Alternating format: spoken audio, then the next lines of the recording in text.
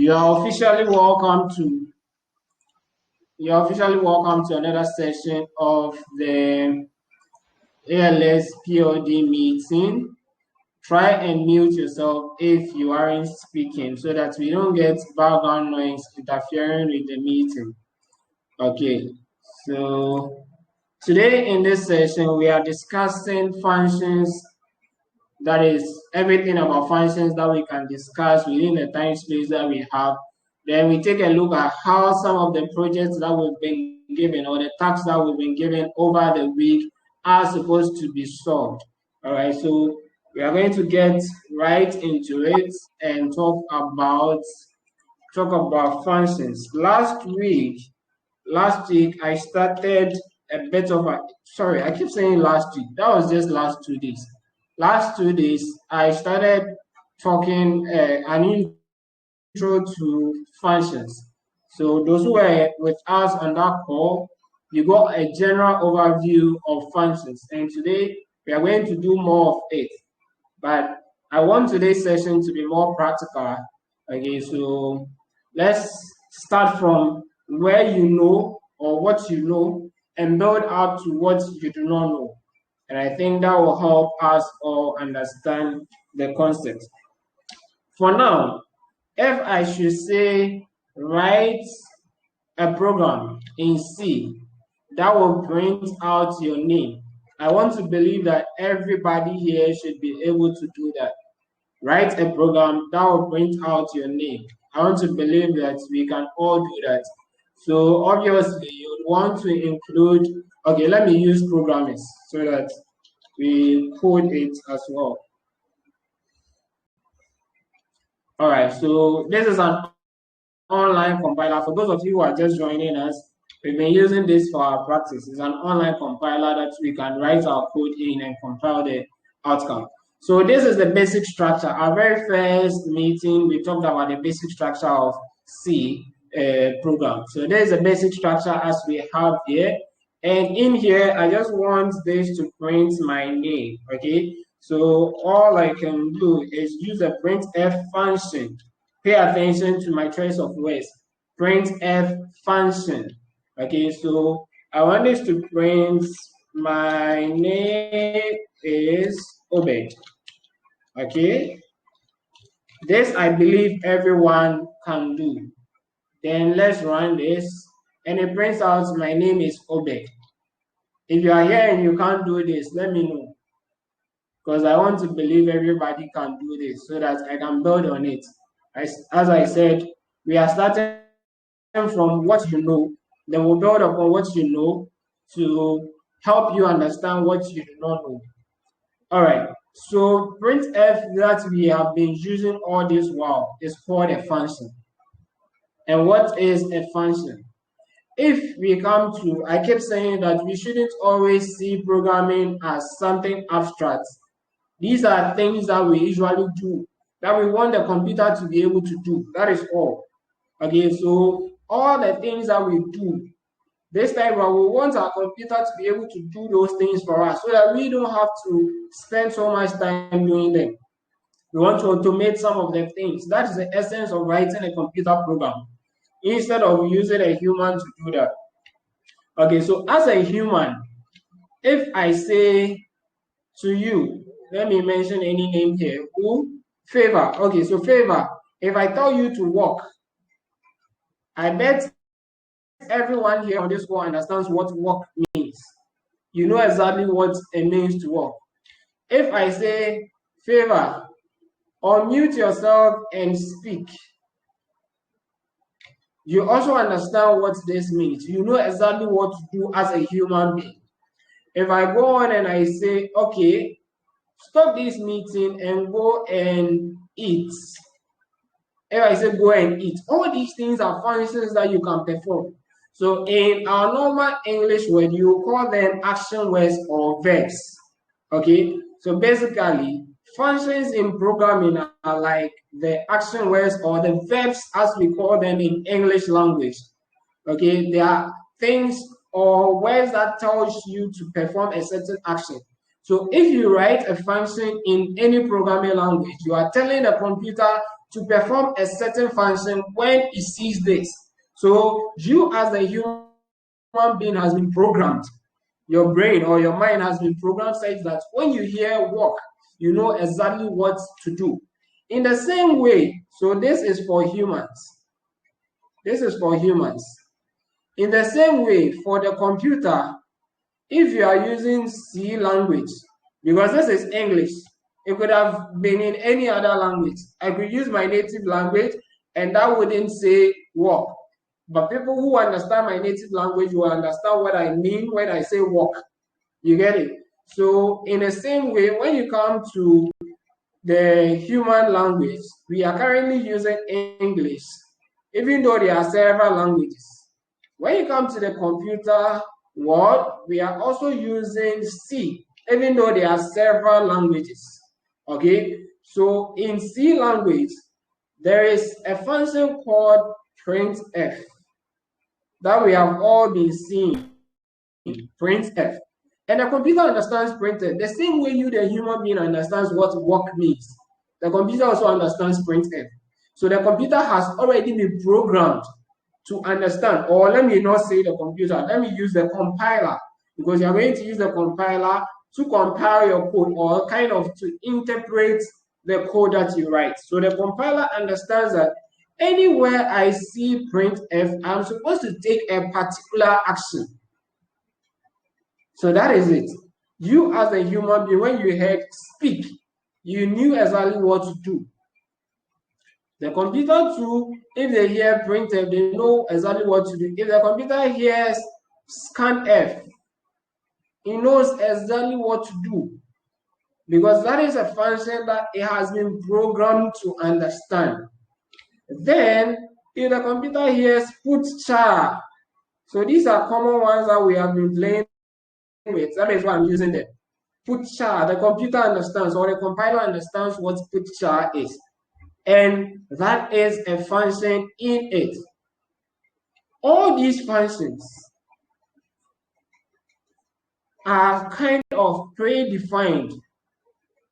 So, as a human being, before you were born, work had a meaning.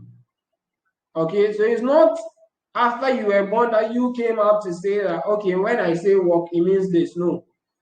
You were taught that work means this.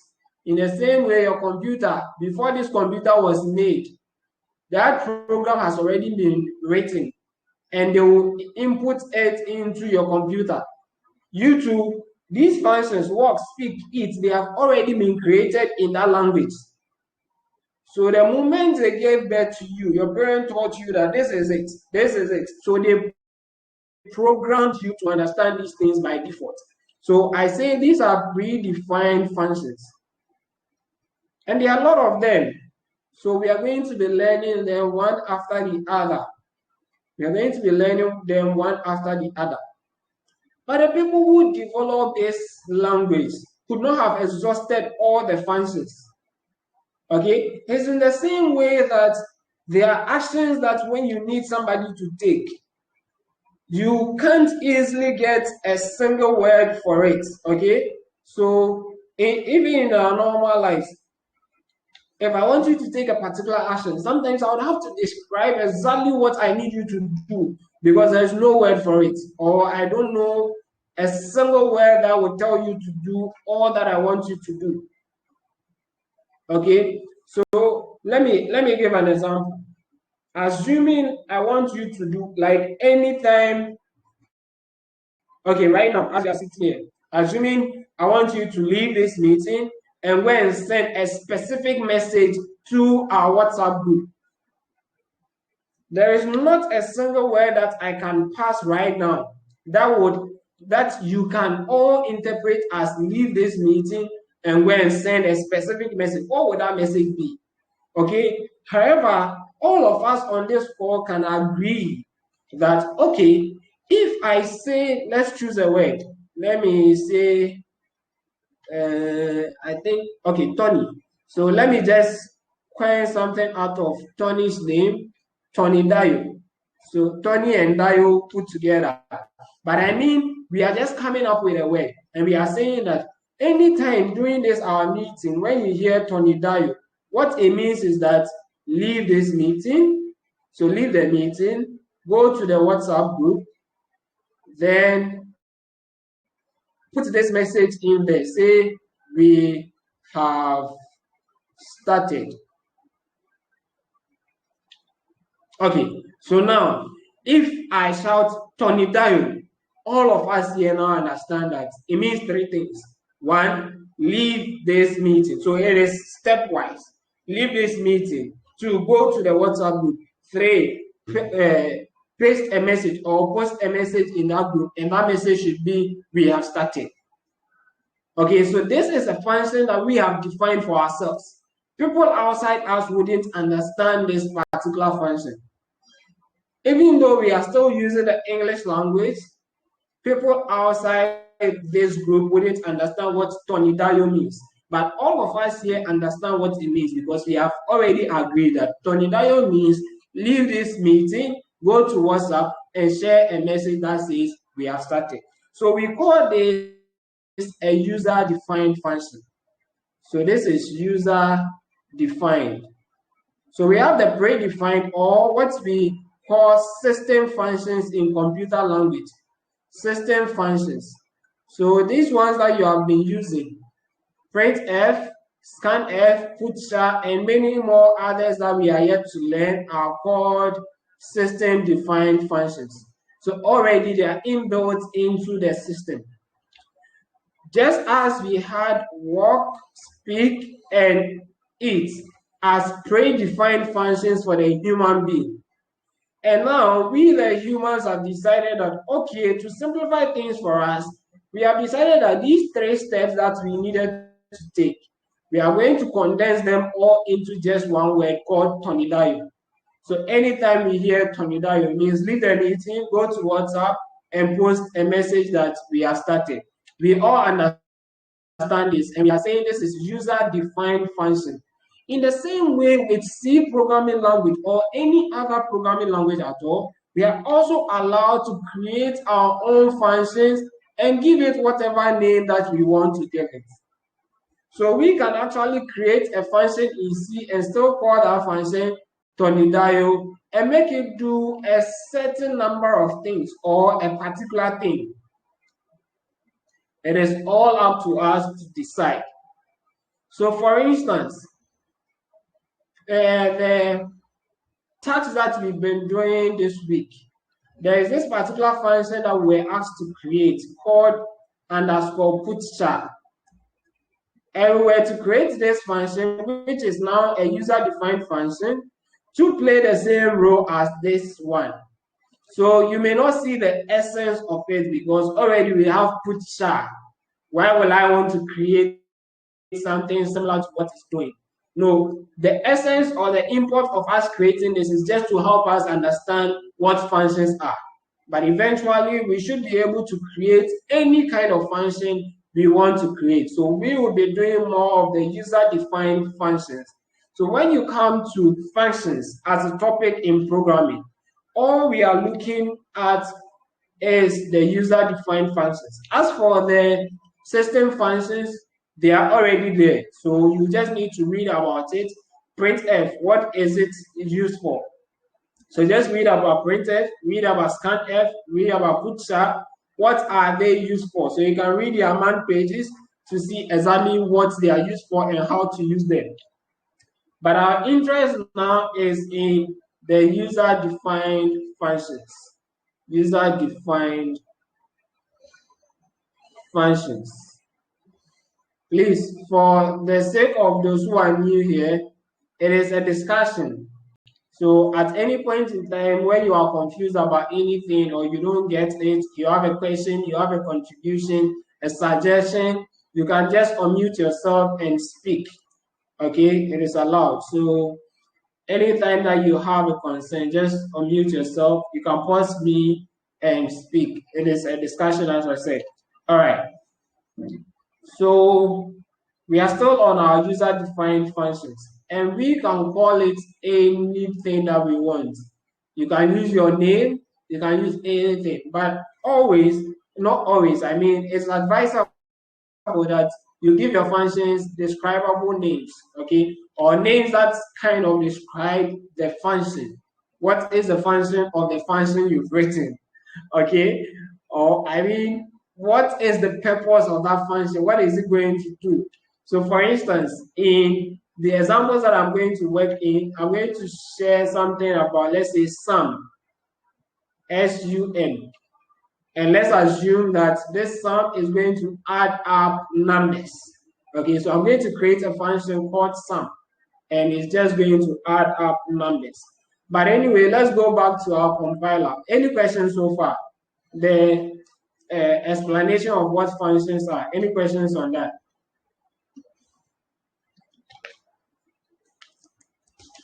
Okay, good. So if there are no questions, now let's see.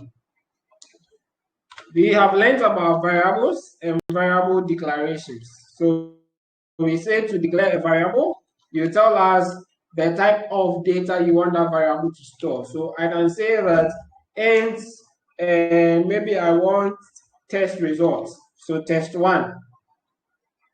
Okay, so test one, the person scored, say, 78%. Okay, so let's just put 78. We have declared a variable and initialized the variable. Let's call another test, test 2. Test 2 is equal to, say, 85. Okay, that is what a person scored. Now in here, I can go ahead and print the sum of the two tests. How will I do that? I can decide to pass a variable called sum, and I'll say sum is equal to test 1 plus test 2. I hope you all agree with that. And this is a bit basic, okay? So I can decide to print the outcome and say, let's say he scored a total of, then put this there, then pick a decimal and pass sum to this. So let's run this program. I'm believing that what I'm doing currently is so basic that everyone here understands it. That is why I'm just going on, because this is not what we are talking about. In fact, if you don't understand this one, then you have to watch the very first discussion that we had, because we talked about all of these things. Okay, I want to build upon to show you exactly how to create the functions, or when the functions come in. That is why I'm going this route. So the importance here is that let's build on something you already know. Something you already know. Then we transition to what you don't know, so that by building, you will now begin to appreciate them instead of just jumping to the whole thing and confusing you. All right. So this is what we've been able to achieve. Now, assuming that this result that we have provided here is for one of us, let me find a random name, Fitness Freak. Okay. So let's assume this is the result for fitness. What if after, so let me just come in here and see fitness scored this. Then we want to find the results for everyone else. Okay, so Victor is also here. Let's find Victor's results. So Victor, and for test 1, Victor scored, test 1, Victor scored, let's say 89, and he scored test 2, he scored 68 in test 2. So we want to also print, let me copy this so that, okay, let's copy this just to speed up things. So we'll have another sum here, and sum is still equal to,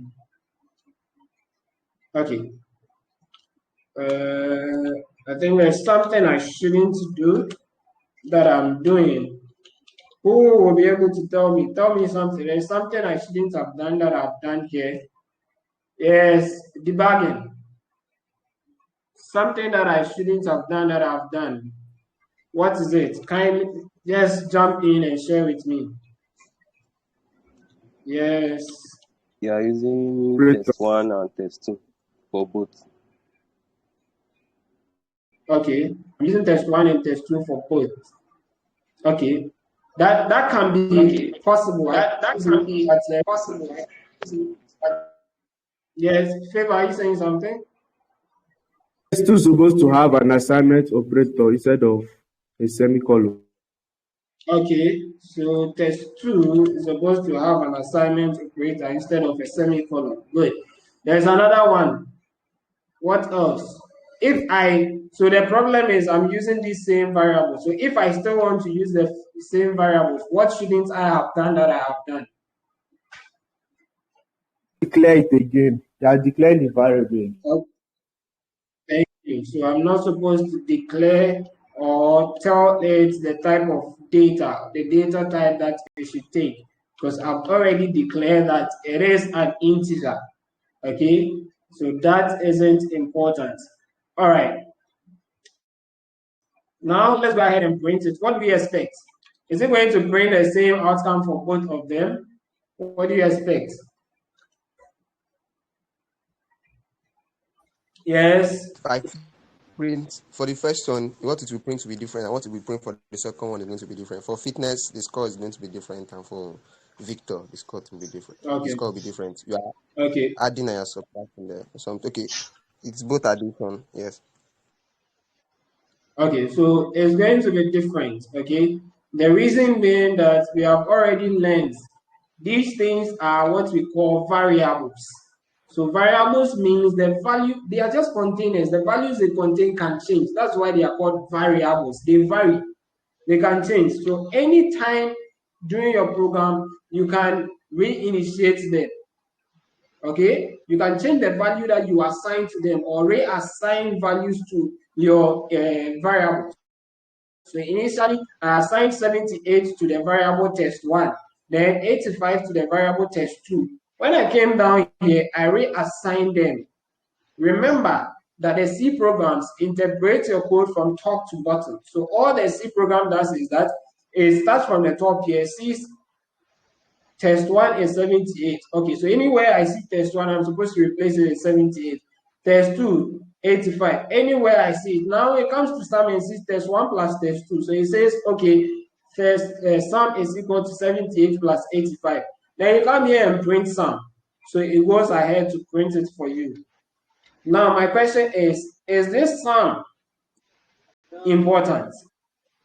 If I take this sum out, will it still work? What do you think? It's important. Is it important?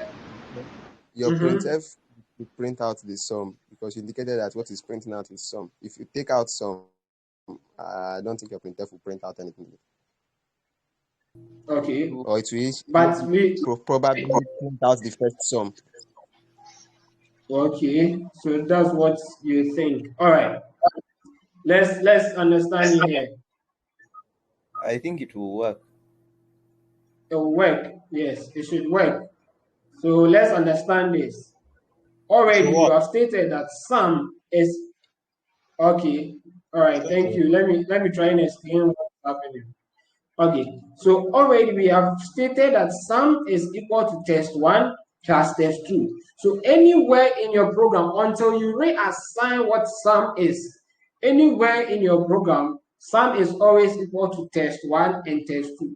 But remember that test 1 and test 2 too are variables. So you can reassign the values anytime you want. Meaning, after we have taken this off and run our program, we still okay. No, I expected that. All right. Okay. So I think in this case it is not going to work, and the reason is that for C is running from top to bottom. Okay, so it has already calculated the value of sum. It has already calculated value of sum. Okay, but I think for some programming languages it would reinitiate the value, like try and recalculate the value. All right, so for C, just as I said, because it's going stepwise in that sequential order, when you go here and you found the value of sum, if you don't declare it again, it's not going to do that. All right, that's fine. Okay, so what if this is a case and we need to calculate for everyone here? In fact, everyone in the ALX group, we need to calculate their score. How are we going to go about it? We have to keep repeating this same code. Okay, so if now I want to do it for, let's find another name, random name, say Michael. Okay, so if we want to do it for Michael, then we have to come. Shouldn't there be a simple way out where we can just go on and say just some 2 lines to get the thing working? This is Michael's code. And imagine if you had to do this for hundreds of people. Okay? If you had to do this for hundreds of people, we don't have to keep repeating this code. There is a principle in coding that says that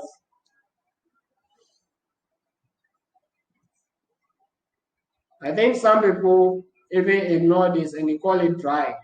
So if you're a programmer and you hear dry, what it means is that don't repeat yourself. Don't repeat yourself. So at any point in time, yeah, Victor, are you speaking to us? Okay, sorry, I had to mute you. Please, if you are not speaking to us, there may be background noise, okay? So please do want to mute yourself if you are not speaking to us. Okay, so I said there is a principle called dry, and what it means is that don't repeat yourself. So that's exactly what we are doing here. We are repeating the same line of code, except that the names are what are changing and maybe the values, okay? So what can we do about this so that we don't have to repeat ourselves? We know that for each of them, we are just adding the 2 values. For each of them, we are just adding the 2 values. What we can do here is we can create a function, and that function will always take test1 and test2, then add them up. That is what the function is going to do. Okay, so even before I go to tackle that function, I want you to appreciate the fact that this is a function, main, that we have been using. In fact, we usually write it as main void. Okay, this is a function, so it gives us an idea of how functions are supposed to be written. So a function is written as, the first thing is the data type that should be returned. Data type that should be returned. Okay, so the return data type. The second is the name of the function. Okay, name of the function. Then the function may take some arguments or not. So there could be functions that do not take arguments. Okay, and an example that we can give is int main void. So this is a function that we have been working with almost all the time. Then you usually write return 0 in here. So all we are saying is that for this main function, whatever the function is supposed to return is an integer. So we can't have main returning a character. We can't have main returning a float unless we decide to state that it should be a float. But you have already declared it should be an integer. So always you have to declare the return data type. What is it? What are you going to return? Then you give us the name of the function. In this our case, our function is called main. Then if the function should take any form of argument, you pass the argument here. If you are not taking any argument, you can leave it empty or you can write void there. If you write void, it means that strictly that function shouldn't take any arguments. If you leave it empty and you pass some arguments, the function wouldn't trouble you much. Okay, so if you don't want your function to take up arguments, then you should put void in there. We are going to understand all of this. So in our case, now that we are working, we are trying to find the sum of the test results. Let's write a function for it and call this function sum. This function is called sum. Okay, and we've learned that to declare a function, we need the return data type. So what kind of data type are we going to return? What data type are we going to return? Okay, in our case, we are working with integers. Okay, good. So we will say that we are going to return an integer. Then what is the name of the function? We have chosen to call this function sum. We could have called it anything. It's by choice. You could have called your function anything, but just as I said, usually give names that are descriptive enough so that anytime you see your function in some years to come, in the future, when you come back, you know exactly what the function was doing, okay? So it helps. And when others also get to read your code, you should know that most often than not, you will not be working alone. You'll be working with people, and people should understand, or other programmers should understand what you are saying. Victor, I had to mute you because you were making noise. Your background was noisy, that's why. Sorry. Okay, so yes. After declaring it, we have, the name of the function. You introduce your parentheses, then there is the curly brackets. But for the sake of Betty, let's put our curly brackets down here.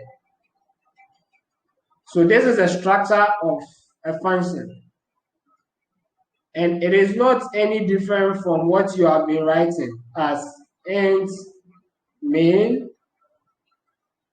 void,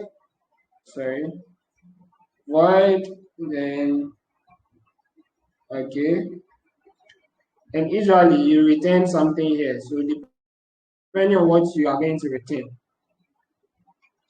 it's not compulsory to return something. Okay, it depends on the purpose of your function, and I'll explain that soon.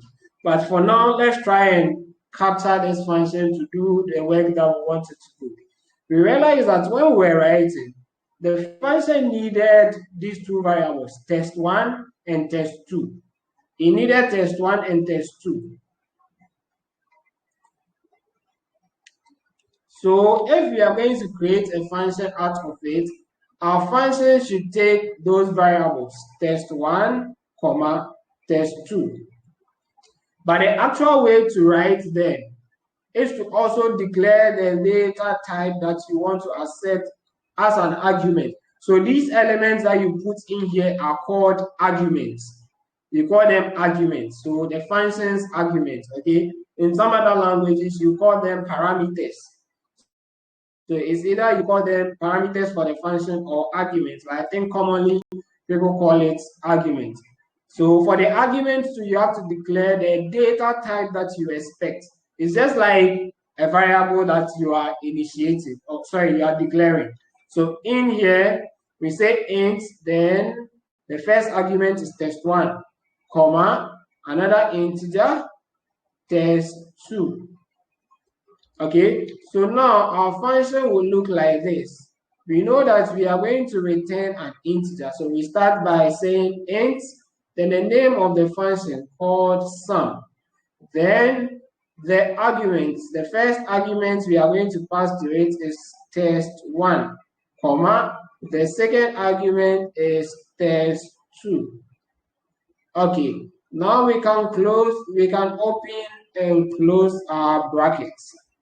So this is the structure of our function. Then in here, what we are interested in is that test1 has to be added. So one thing you should know is that for this purpose, since you have already told us that test1 should be an integer, test2 should be an integer, you don't need to come and declare them again and say integer test1. This is unacceptable. because you have already declared them within here as argument. Okay, so this function knows exactly what to expect. Don't come and tell it again that it should expect integers. So you can straight ahead go on to use whichever argument that you pass to your function. You can go on and use it.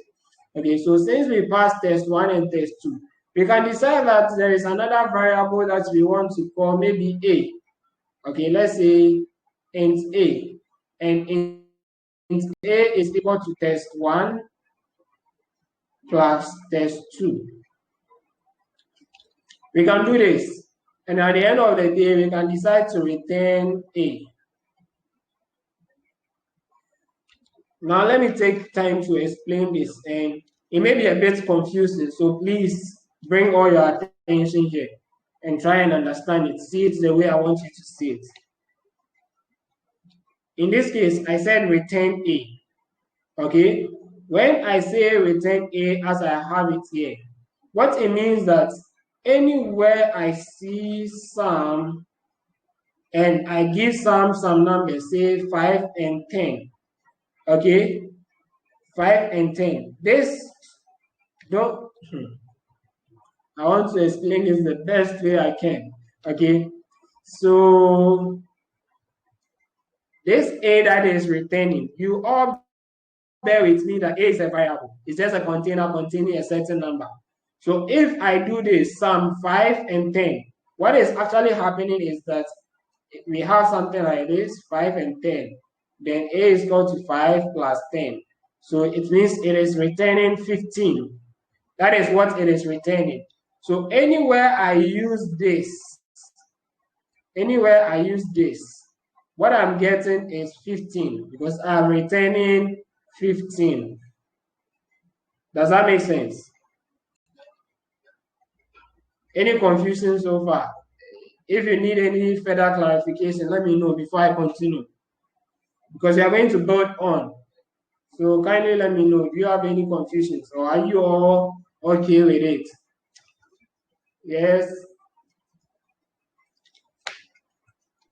Can you go over it again?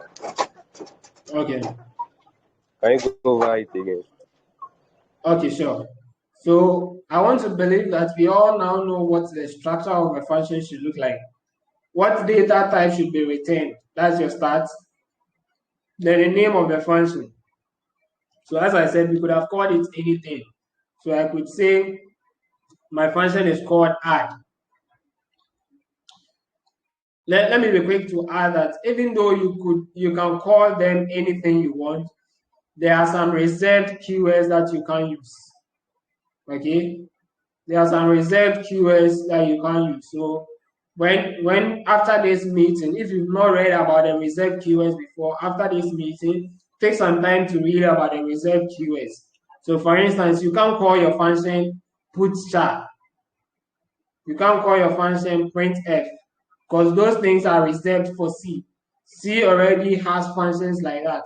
So you can't give them a new function. No. The same way human language, work means work. You can't come and say work means something else. Okay, but we can introduce our own way. So let's say add is the name of our function. Then we have to tell it the data type this argument should take. Since we are passing two arguments, one is test1 and the other two is integer, but the name is test2. It means that what we have done here means that anytime you are okay.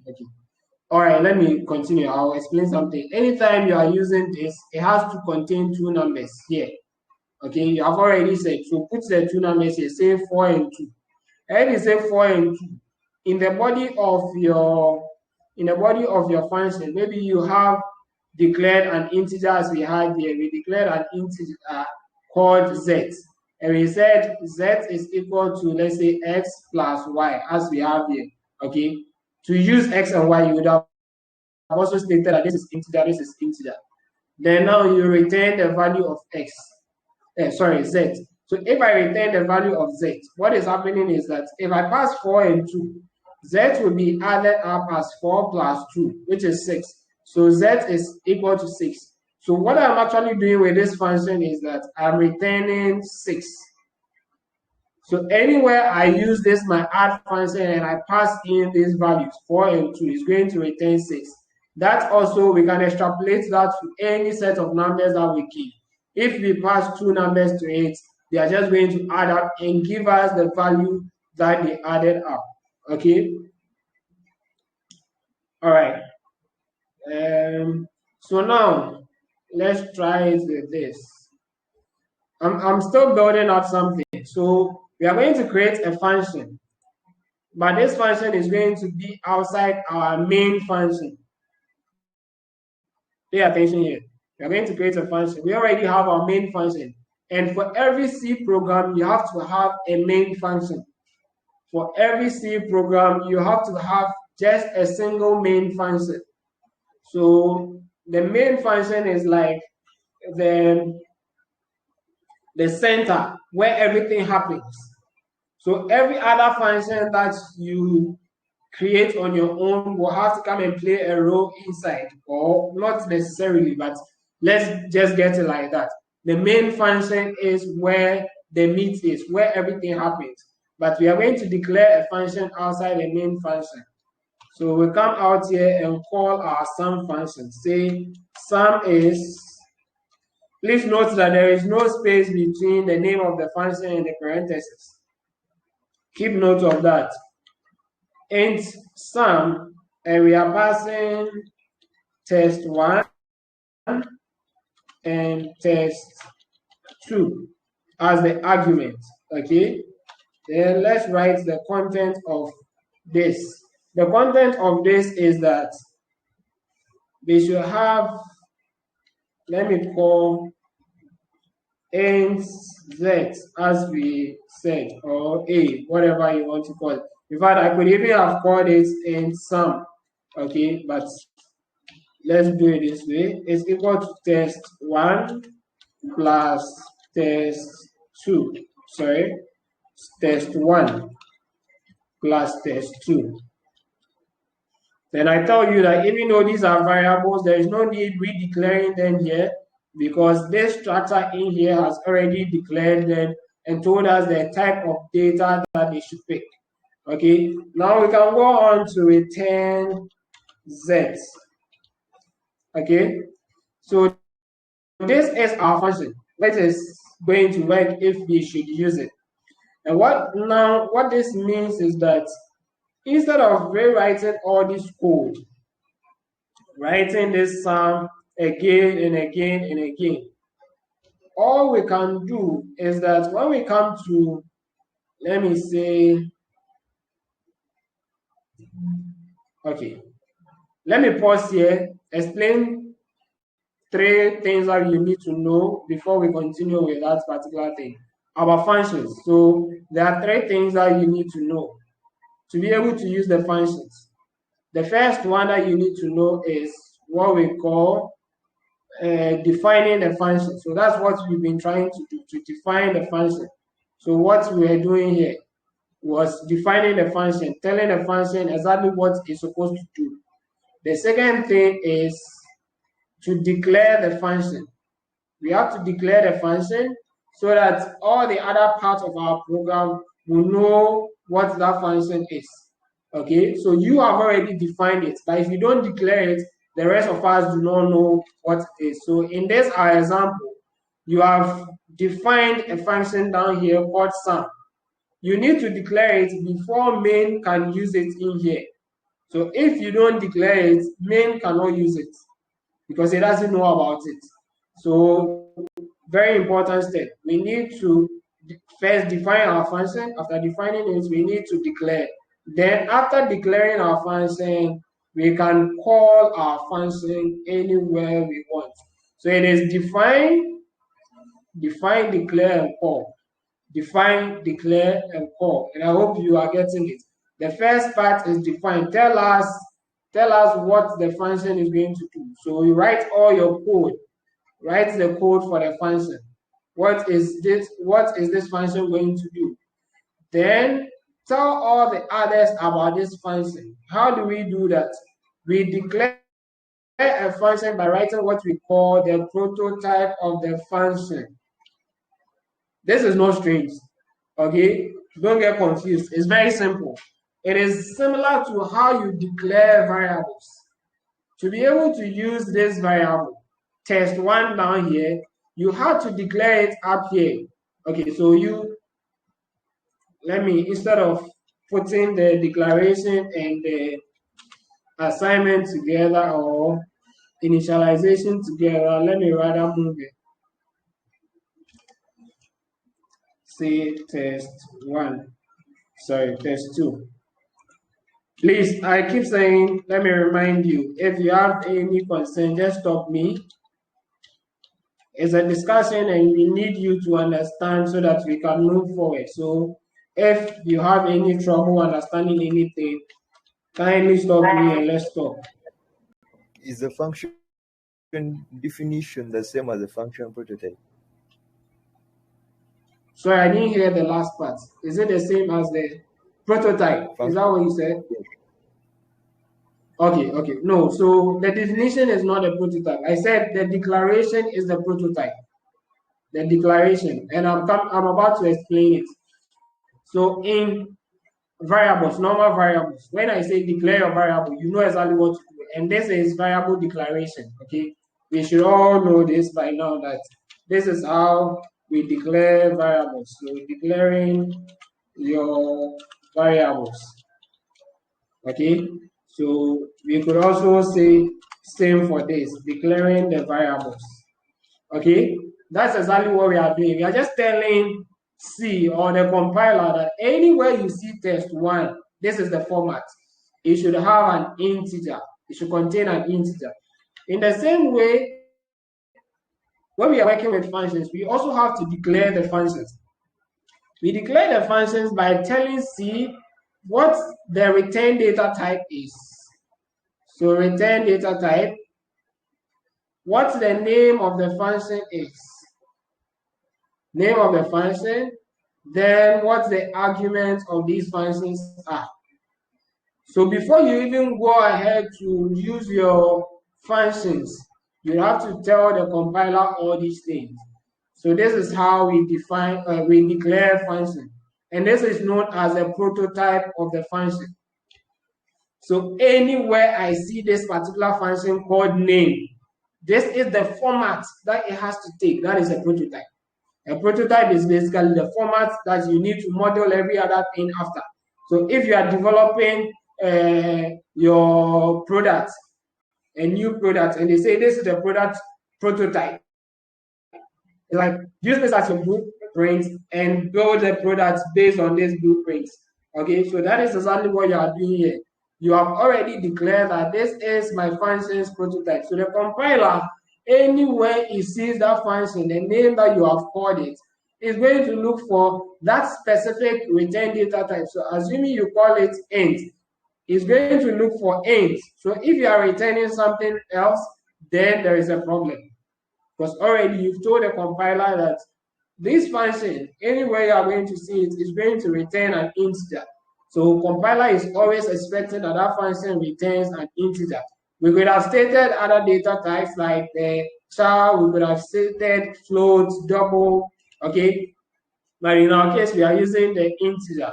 Then we may call our function sum and pass some arguments to it. Say test1 and test2.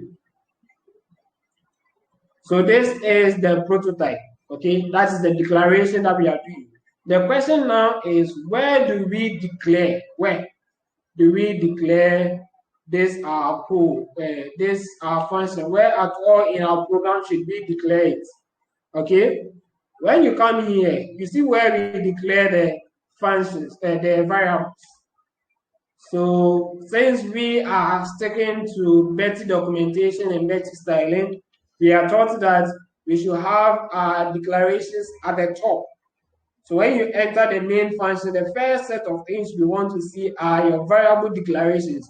All the variables that you are going to use in this program, declare them before you go ahead to write your code. Okay? Even if you are writing the code and along the line you find out that you need to bring in a new variable, then come back and declare that variable at the top. Okay, that is per Betty documentation and Betty styling. That's what is required of us. So the ideal way to declare a function, since main is also a function and it's going to make use of our function, and we can have several functions. Take note of that. We can have several functions. Just as the human body can perform several functions. You can walk, you can run, you can cry, you can eat. The same way, whichever program that you are writing can have several functions. So you can have that same function doing addition, you can have the function doing multiplication, you can have a function doing subtraction, you can have several things. Okay? And you may want to use these functions within each other. For that matter, it wouldn't be appropriate to come and declare the function inside main, even though you can.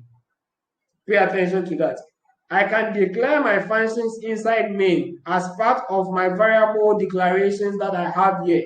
Okay, so I could have gone ahead to declare a function called int sum test1, test2. I should have brought my data types. So int test2, int test1. I can do this, okay, and it will be right. But the problem is that I've declared this inside main. So you can only use it inside main. It is only the main function that recognizes that function. Okay, so the best thing to do, since you may be using your function elsewhere, is to move this function to the top. Okay, so the top here, declare your function here.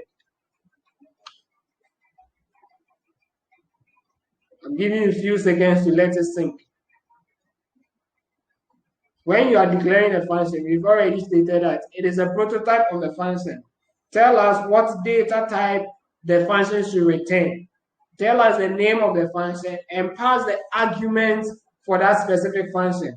That is how we declare the function. But now we are looking at where do we declare this function. And we've come to establish that we could have declared it inside this function, main. So if you see someone declaring a function within main, it is not wrong. Okay? But the problem is if you declare it within main, main already is a function, it's a container on its own. So if you put it inside main, it's only main that can have access to it. So in order for everyone else to have access to it, let us put our declaration outside. So that now if I go ahead to create another function, say another function called average,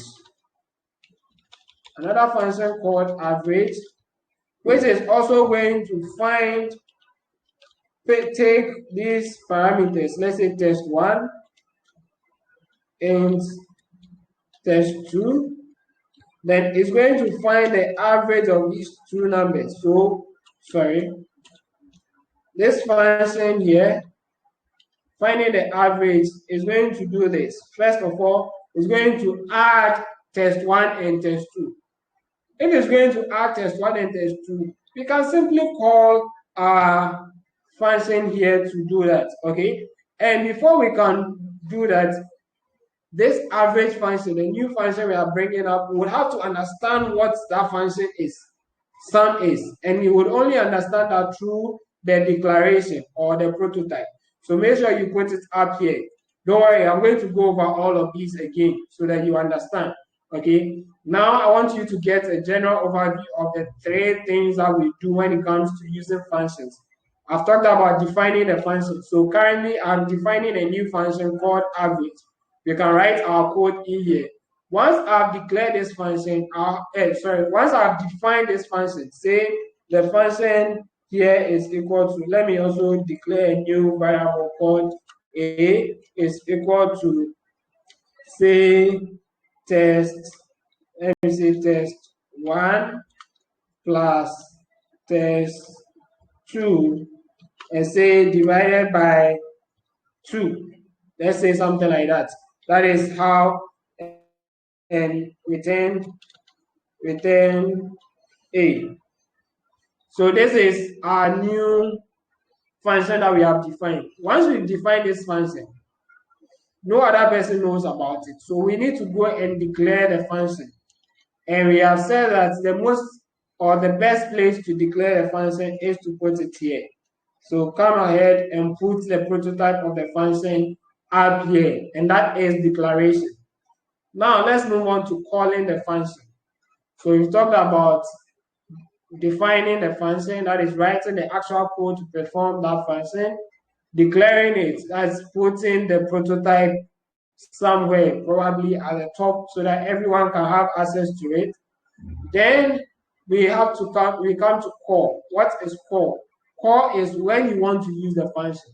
Okay, so since we have stated that this is sum, when we want to call sum, all we have to do is say sum and pass the two numbers to it, because it's looking for two integers, test1, test2. So 80 and 78. Those are the values we are passing to sum. So that is how we call sum. So in here, instead of writing another variable called sum, I can just go ahead and pass this test1 value. Okay, sorry. So all of these ones, instead of writing them, we know 78 and 85. Okay, so instead of writing this, I could do this. I could do this 78, 85. That's all. Who are we? This is the result for fitness. So we may not even need to declare this again. Okay. So all we are looking for is, let's say we say fitness score. Fitness underscore. Meaning we have to declare this as a variable, fitness score. Then we'll come here and pass fitness score to this. Okay, so all I want you to pay attention to here is just this part, just this part. That is how we call the function.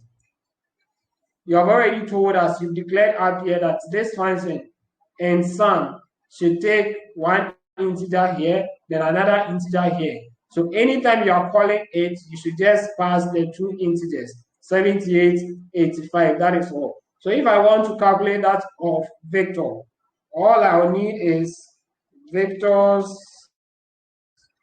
score is equal to sum, then pass the two scores, 89, 68. Okay, so this will be for Victor. Yes. Victor. Okay, thank you. So int, thank you. Then we bring this here, and we'll do same for Michael. So int Michael score is equal to sum 99, 98.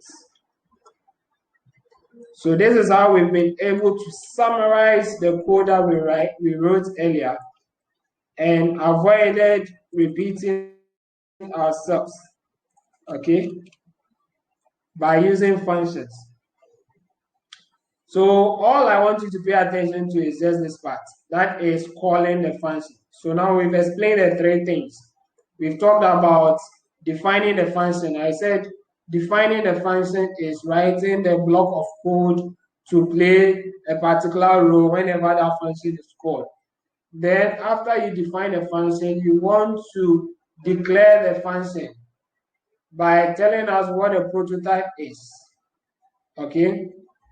What a prototype is. But one thing here too is that we could have several functions, as I said. So imagine you having like tens or hundreds of functions. Because if you are writing a very complex program, assuming you are coding the intranet that we are using, you know, it has a lot of rows. There is a checker, there is where we submit like all those functions inside the intranet, assuming you are coding it. There are a lot of small functions, okay? And the essence of functions, why at all do we have to write functions? Which I presume you should have observed from what I have done here. It makes our code reusable. Because I was going to repeat myself writing code to do calculations, to sum up numbers. This is very simple, like sum, we could just get, but it could equally mean a very complex activity that we need to be doing all the time. So instead of doing that all the time, we'd rather write a function that will perform that task for us, okay?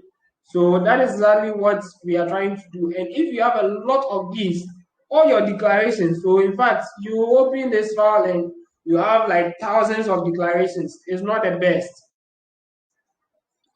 For that matter, we usually tend to take these ones, declarations away, and keep them in what we call a header file. So we keep a header file that contains all our prototypes. If you recall, we've been working with a file called main.h. So .h is telling the compiler that this is a header file and it contains all the prototypes as well as other things that we will cover later, the other things that we should be putting in the header file. But for now, know that we are going to put all our prototypes in the header file.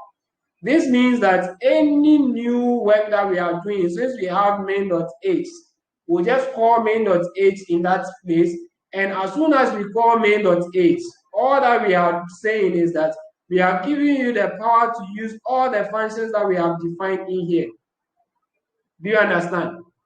That is why you were given a task, let's say task 1. You started task 1. You define a function called underscore put char. Then you put the prototype in header 8. Then now you went to task 10 and they were telling you to use put char, this put char that you define. Even though when you are writing task 10, the solution to task 10, you are not bringing the whole code for the put char in here. You introduce main.h. So task 10, let's say task 10 was add, let's say it was add.c. So if task 10 was add.c, because you brought in main.h, it means that task 10 now has access to this function that you wrote. Why? Because you put all the prototype in main.h. So to save us time, and to save us time, let me say it that way. We can decide to put all the prototypes in a header file. You don't always have to call your header file main.h. In fact, you can have several header files. You have to call your header file anything you want, but it should end with a .h. And header files, you should always remember, are processed by the preprocessor. So the preprocessor will work on your header files and get access to all the functions that you have created in it, even before it starts compiling your code, to see whether they are really available and they can have access to them. Okay, any questions? Let me pause here and take questions or comments, suggestions, further explanations. Hello, doctor. Hi. No, sir. Yeah. Yes, sir. Thank you, sir. But I want to ask a question from the task that has been given us, sir. I discovered that some of my tasks are not running. The checker is not checking them. So I want to know, is it coming from the header or why is it like that? Okay. So it depends on the kind of error, okay? And the ideal thing is that when you are writing your code, last meeting I mentioned this, when you're writing your code, depending on the compiler you are using, depending on the IDE you are using, they may give you some feedback, okay? They may give you feedback that will help you debug your program. It is not always the case that you do something and it works, okay? almost all the time you are going to be facing these challenges here and there. So the checker is supposed to give us feedback, but at the moment they are also training us to be able to debug with our own selves, like using our eyes to debug, which is a very good skill for every programmer to have. That something logical or simple enough, let's say an omission of a semicolon, you should easily be able to pick it out. Okay, so that is what they are trying to train us for right now, and that's why the checker is not giving us any feedback. But with what you are saying right now, I can't really advise much until you run it and show us exactly what the checker is saying. Like, is it the first one, the second one, or because usually the first and second tells you that it can't even find the file. If it can't find the file, the rest won't work. The first one usually is looking for the file if you can't find it. The second one is usually looking for the header file. So if the main.h and your function that you define are not available, it will throw that error. The third fault are usually for the outcome, whether the output is right or not. Then Betty documentation and Betty styling comes in. Then sometimes it looks for petty things. It tells you not to do something. So it's looking for whether you didn't do that or you did it. Okay. So for now, I can't really advise much on the specific errors you are facing with the task. All right, but hopefully, as you are learning this, when you go over your work, you should be able to pick up the things that you've left out. So the prototype, do you have your prototype inside the header file? Okay, did you declare the prototype well, or do you have a problem with it? The function definition, do you have a problem with the function definition? Was it right? The function call, do you have a problem with the function call? So some people have defined functions called put-char. They've defined it all right, they've declared it all right, but when they are calling it, they make a mistake and call put-char, forgetting that the function that you define is underscore put-char. Okay, so any other questions?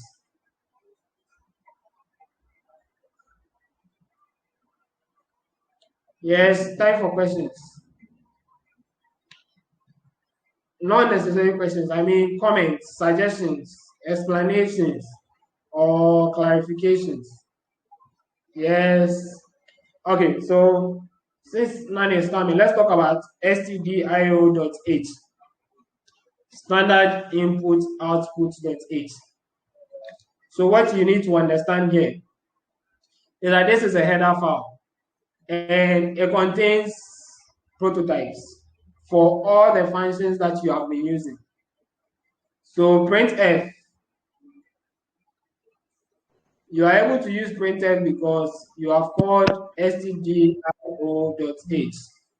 Favor, if you want to talk, you can talk. Okay. So we are also able to use scanf because it has been declared in here. So the moment you do not include it, so you realize that usually for our C program, we include stdio.h. This means that the moment you do not include it, you can't use any of these functions because your compiler wouldn't understand them. They have been defined somewhere inside the compiler. Okay, it has been, I mean, the C programming language, it is all part of the files that you have as your C programming language. So they are standard libraries that are available. Okay, going forward, we are learning. Now we have learned how to create our own header files. Okay, but here they have their prototypes in here. So if you refuse to include them, you can't use this. So there are times that you use, let's say, put-char, and it's giving you error. You are like, how? Put-char should print or something. Unfortunately, it's not printing. What is wrong? What is wrong is that you have not brought in the header file. For that matter, it doesn't have the prototype. You've not declared the function, so you can't use it. Okay. In the same way, after you have defined a function called underscore put char, we are going to look at how we define this, how we call it, how we declare it, okay, soon. But after you have defined this, if you don't put it in your header file, your header file was main.h. If you don't put the prototype in your header file, that is, you haven't declared it, then you can't use it. And if you put it in your header file, but inside the file that you are working, let's say in your main.c, if you don't include your header file here, it also won't understand this. I hope we are clear on that. Now we can go back to our program. Do we understand? Any questions before we move on to the coding part? For the purpose of those who came late, let me just summarize it quickly, then we move on. So we've learned what functions are, and we said that there are 3 things about functions that we should know. The first is defining the function. So writing exactly what a function should be doing. The second is declaring the function that we have explained to be the prototype. So taking the prototype of the function and putting it in your header file. Okay, or you can even declare it on top of your main your main function. It can also be there, and that will be declaring. So far as you have your prototype somewhere, you have declared the function, and the final step is calling the function. So we went ahead to define the function. We say you tell us the data type that is going to return. That function is going to return. So for instance, we are returning int with a function that we are calling sum. So the data type we are returning, the next thing is the name of the function. Then the parentheses which should contain the arguments. Okay, then your curly brackets. Where function. Please give me a second, let me log the door. It's ringing.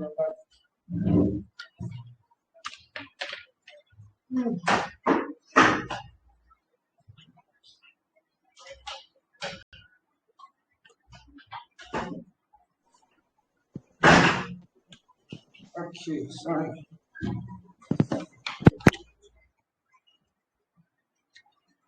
Yes, I'm back. Sorry for that. So as I was explaining, now the body is here, then we'll return something. So whatever you are returning. Then this first part of your function forms the prototype. Okay, this first part, that is int sum. Then the argument we passed in our case was int test1, int test2. We are using test1, test2 because that's what we started with. And we have done it in sum, int x, int y. Okay, and this is the prototype.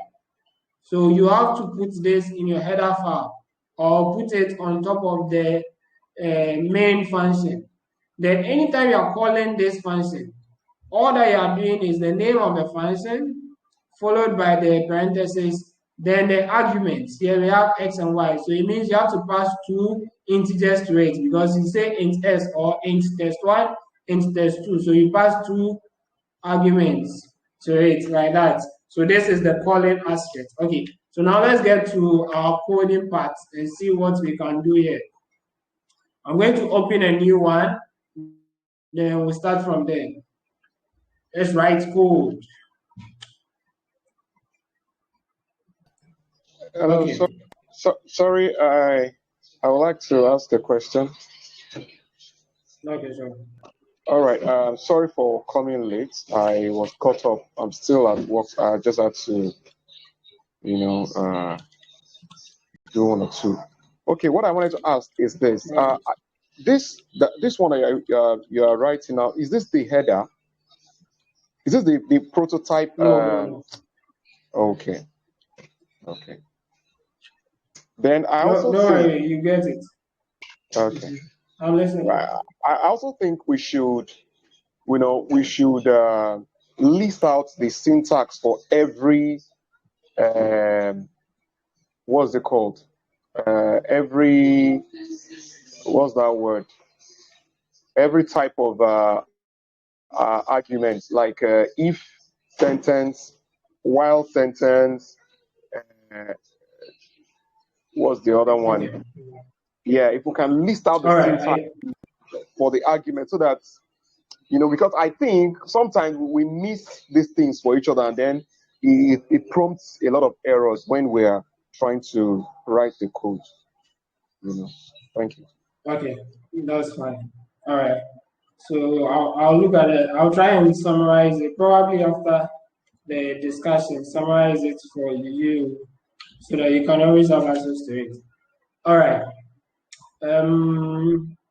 We are going to create a function. So with the example that we started with, we realized that we had a lot of students. So let's say student A this time around. Student A. We also have student B. We have student C. I would like to end it here. Student C. But just get to the concept. We are saying that you have a lot of students, and for each student, what you want to do is they have written a quiz, okay? They wrote an exams, and for that exams that they wrote, for the exams they wrote two. I mean, like two tests for the same subject. So let's assume that these are results for a mathematics quiz. Okay, mathematics. Let me just use math and go by maths quiz. Okay, they wrote two of them. So what we want to find is we want to find the average of their score so that we'll use that. All right, but to find the average, we first of all need the sum of their scores before we are able to calculate the average. Then you realize that if we want to go our normal route, we can do it, but we are going to repeat ourselves because here we are going to take student A. What did you score? So student A, the test, there are two tests. We have test 1 and test 2. So it means to calculate the sum for student A, you would have to do sum is equal to test 1 plus test 2. Okay? We have to do this for all of them. And we realize that our code becomes bulky because we are repeating ourselves. And I mentioned that there is a principle in programming called DRY, D-R-Y. Don't repeat yourself. So the moment you begin repeating code, it means that something can be done about that. Keep that in mind. The moment you begin to repeat code, you have to make the code reusable. And by creating functions, we make the code reusable. So that is what we are interested in right now. Let's create a function called sum that will add up their marks. So for now, for student A, let's say student A scored, his test 1 was 78 and test 2 was 89. That's for student A. Then when we come to student B, test 1 was 56.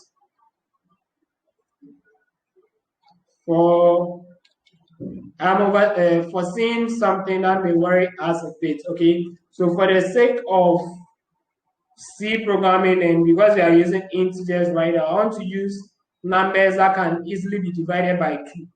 Okay, but everything we are doing is correct. We could go ahead to do it, except that we are going to be returning integers, and you know that C does not accept the, how do you call it, the decimal points in integers. So unless we turn it into floats. For that matter, let me just make a perfect number that can easily be divided by 2.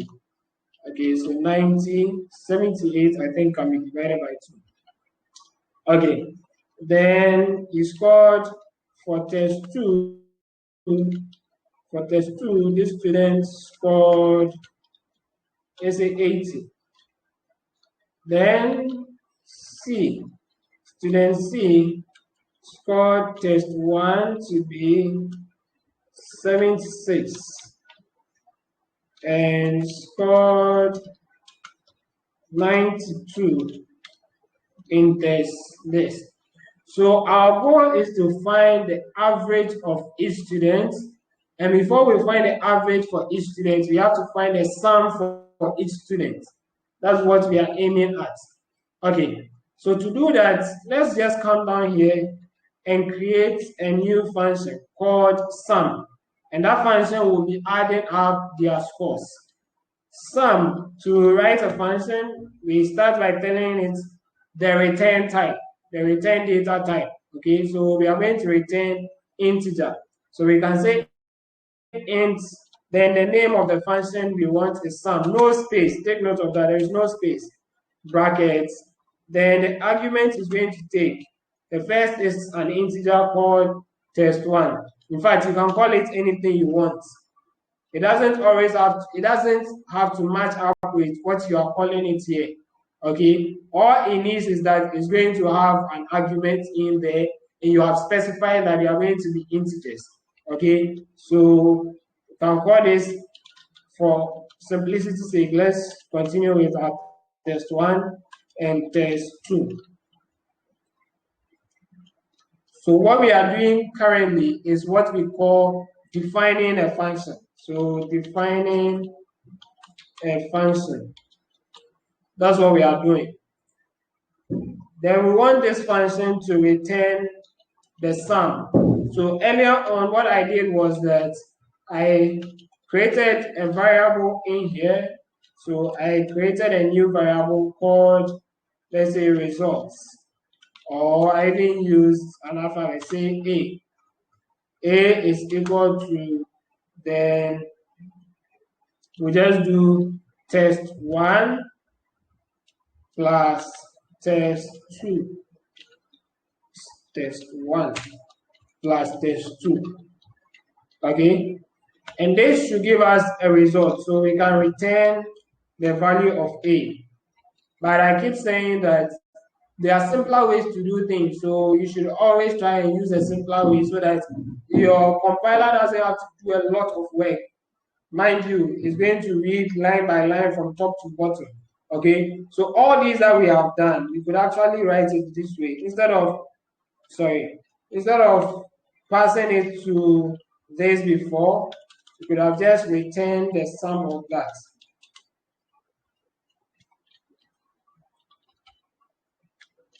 This way. So it's the same thing as what we did earlier. Just return the sum of test 1 plus test 2. Okay, now that this our function is working, anytime you pass a number, so if I pass 1, 2 to it, it's going to return 3 because it's going to add test 1 to test 2. All right. To be able to use this function, we've defined it already, but to be able to use, sorry, there are 2 of these here. To be able to use it, we need to declare the function, and I said you should declare it up here so that every other function that you write again can make use of it. Okay, so we are going to declare the function here. How then do we declare the function? Just the prototype, and the prototype is usually what you begin your function with. It tells your function the type of data it should accept. So come here and paste it here with your semicolon to end it. And that is the definition that you have done. And I'll say that there could be a lot of these declarations. There could be a lot of these declarations. So let me comment this. This is a prototype. So for those of you who do not know what a prototype is, this structure here is what we call a prototype. It tells us the type of data. What kind of data are we going to be working with? Okay, so that is a prototype. And now that we have the prototype, I said we'll have a lot of these for that sake. And since we don't want to make our work like a lot, in fact, imagine having about 100 of these prototypes. You are going to declare all of them before you start writing your code. So we can abstract that. We can put all of them in a file. and that is when header files comes in. So we'll create one file with an extension .h, and we'll put all of these prototypes in there. So that is our header file, and it's containing all the prototypes, so that we don't have to come here and have it all occupying space in here. We just have one line containing our prototypes. I hope that makes sense. Now that we've declared it, the last thing we are going to do is to call the function. So under student A, we want to call the function to add these things. How do we call it? Calling it is simple. Just say sum, then pass the arguments that you want to give it. It is expecting integer, first integer and second integer. So it's expecting 2 integers as argument, and that is the test score. So this person had 78 and 90. For that matter, we'll go ahead and write 78, comma 90. So this one that we have here is actually going to return the sum of 78 and 90. Let's declare a variable student A. So I can declare a variable student A is equal to sum. That. Okay, and maybe I want to print the result of student A out. So I can go ahead and print f of student A scored a total of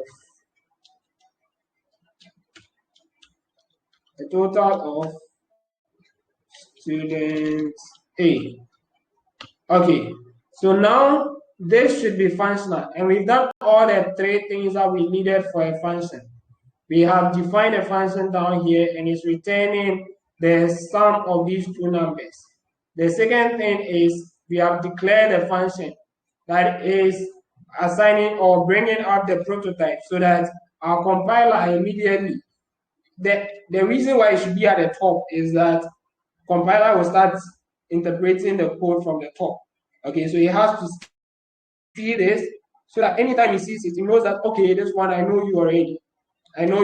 So you've done the introduction. This is basically for introduction purposes. Your prototype. You should tell the compiler that, hey, anywhere you see sum is actually from a particular function that looks like this. And the function has already been declared somewhere else or defined somewhere else. So go and look for it and use it. Okay, so it is very much aware. By the time it gets here and sees sum, he knows exactly what sum is about, and he will go ahead and do that operation. So let's run this code and see. Oh, it's not giving us the results. What could be the problem? Comma specified, not use it in. Thank you very much. So we didn't specify anything that we are accepting. Thank you. So student A scored a total of 168. Now, with this our sum function that we have created, we can use it to solve for the sum of several students without repeating several codes. Okay, so for student B, all I'll do is to copy this, come here. Even though we say do not repeat yourself, you know that some of them they will be inevitable. So you would have to make do with that. Okay, student B, then student B. Then we'll just change the values in here because student B scored 50 and 80. Okay, so let's run this. Now we have student B scored 130. We can do same for student C, and we have C scored 76 and 92. Then we need to change this to student C and change this to student C and run this. Okay, good. So this is how we write functions and use them.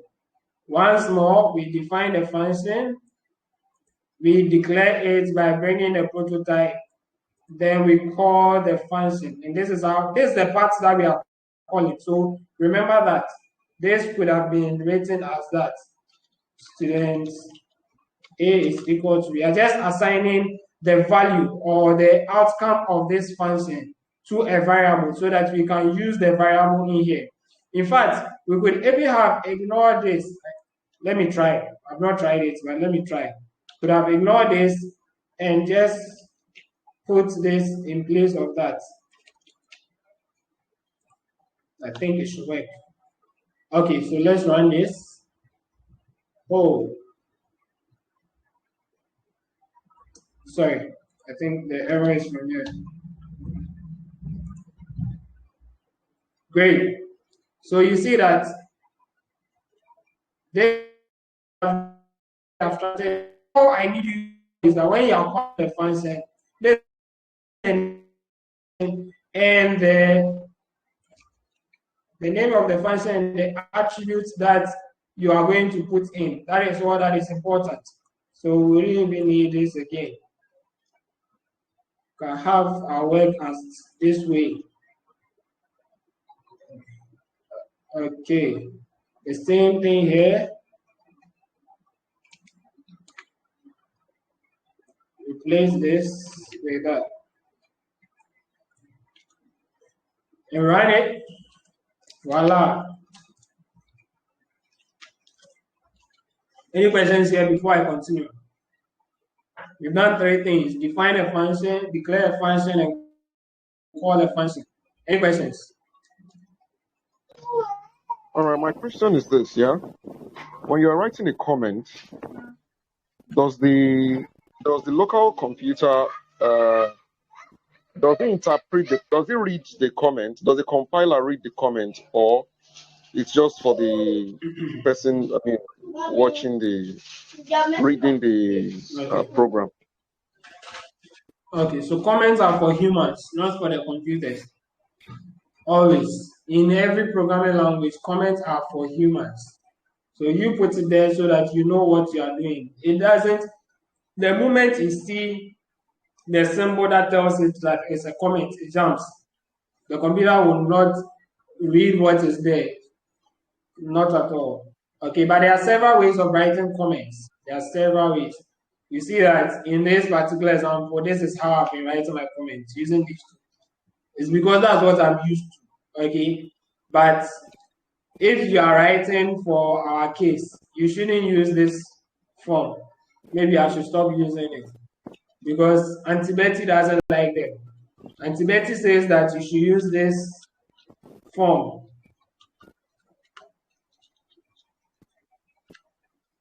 You should use this form. I think for single line comments, this is faster. Like it's simpler. So that's how come I'm used to using it. Okay, and in fact, let me show you something. So let's write this. If you select a line, okay, like put your cursor on this line and hold the control key with the /, it will comment it out for you. So almost all the code editors or IDEs, they do that. If you hold control, that is those of you who are using Windows, hold control and hit the /, it will comment it for you. Okay, so it's faster to me. It's easier when I can comment it that way. But please, if you are submitting your work to Betty documentation and Betty styling, remember that these comments are not allowed. Okay. Any other questions? I want to ask something. All right, sure. How do you know the actual value to return, whether it's going to be a car or int or whatever? How do you know? Okay. So you are the programmer. So you decide exactly what you want to return. Okay. Everything we are doing here is you, the human being, giving functions to your computer. What I need you to know is that whenever you sit behind your computer, everything that you are able to do with your computer was somebody, a programmer somewhere, who decided that when you do this, this is how it should behave.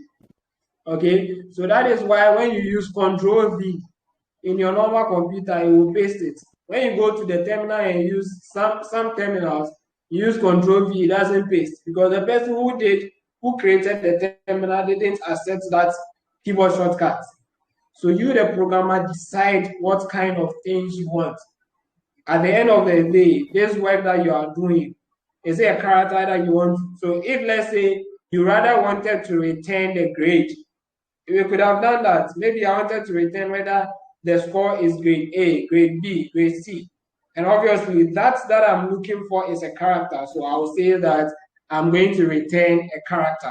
For that matter, the data type that I'm going to introduce my function with would be that of character.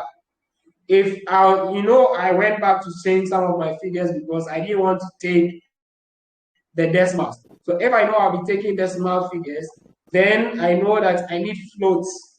So you would have to think about it. And sometimes it may not come to you directly like that, but along the line as you are coding, you realize that I needed a float here instead of an integer. Just go back and go and change it. It's your code, it's your program. You decide what kind of functionalities to give it. I hope that is clear. Yeah. Okay, good. Any other concern? Any other concern? All right, so now we want to define another function. Somebody should help me. We want to define a function called average. That is going to help us calculate the average. So define a new function. How do we define that function? The function is called average. It's going to take,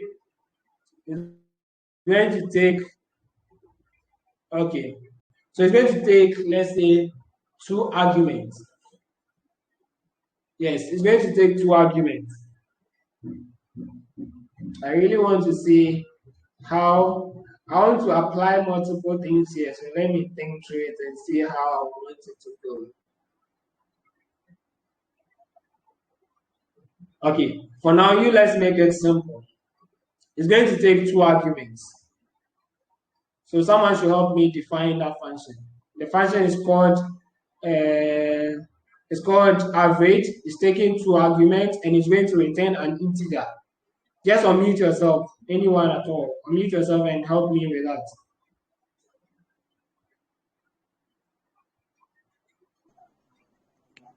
I'm going to do int average. And average. Then in brackets, in brackets A, int space A, comma, int B. Comma, int B. Yes. What follows? Okay, someone else should continue. So we have started writing our function. Someone else should continue. What is going to happen is that A is going to be the sum of the person's score, whilst B is going to be the number of tests that the person wrote. Okay, so I'm giving you those. Let me do Betty style for you. Okay, so in here I'm saying that A is equal to the sum, whilst B, mind you, these are comments that I'm writing. B is equal to number of tests written. And in our case, it is 2. Okay. So now somebody should help us write the function to find the average. Average is basically the sum of the result divided by the total number of tests that they wrote. So somebody should help me do that. Please, guys, I need you to respond so that I'll also be motivated to do more. Okay, because if you are down or you're not responding, it's as if you don't get it. So kindly respond. Hello, sir. Hello, doctor. Yes, sir. Yeah. Hello, sir. Oh, I can hear from my own end here, int average, I will put open 2 parentheses, sir. Okay. Then inside the inner parenthesis, that I will put int A, comma, int B. Then I will go outside the inner parentheses, then divided, put for slash 2 divided by 2. Okay. All right. So I have A. Okay. So that is good. What you said is good. But what You can what I also, said here, yes, fitness. Let me listen to you. yeah, you can declare a local variable, and then you declare its type as an int, and then you just put it there inside the return. Okay. All right. So I was going to make a comment on the first comment that came in, that he had the idea, said that I've already specified that here A is the sum and B is what? The number of tests.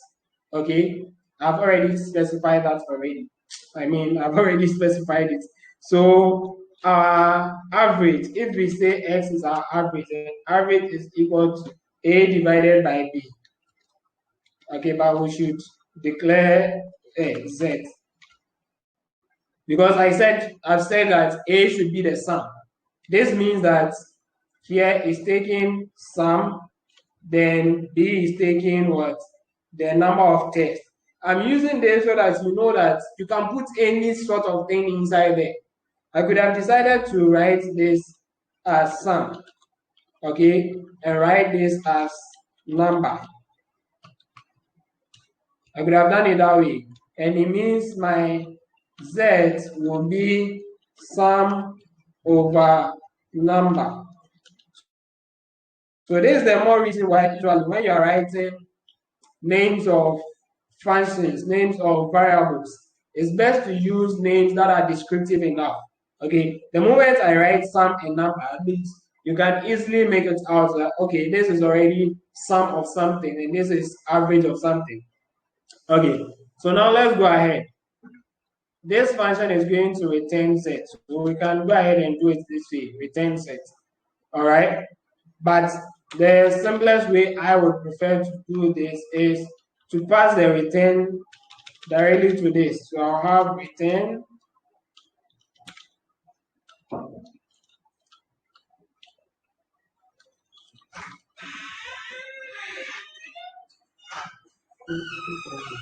all right, so I have the return like this, return sum over number.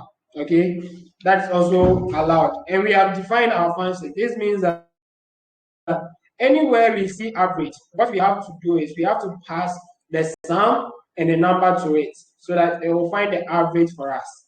Now we are done with defining the average. If I come here and I come and call this average function, let me call, so I'm going to print the average for this person. Say, let me delete this, copy this, and try printing average. Average, this person already scored 168. Then the number is 2. So student A had average of, what do you think will happen if I go ahead and run this program right now? Yes. What do you think will happen if I go ahead and run this program right now?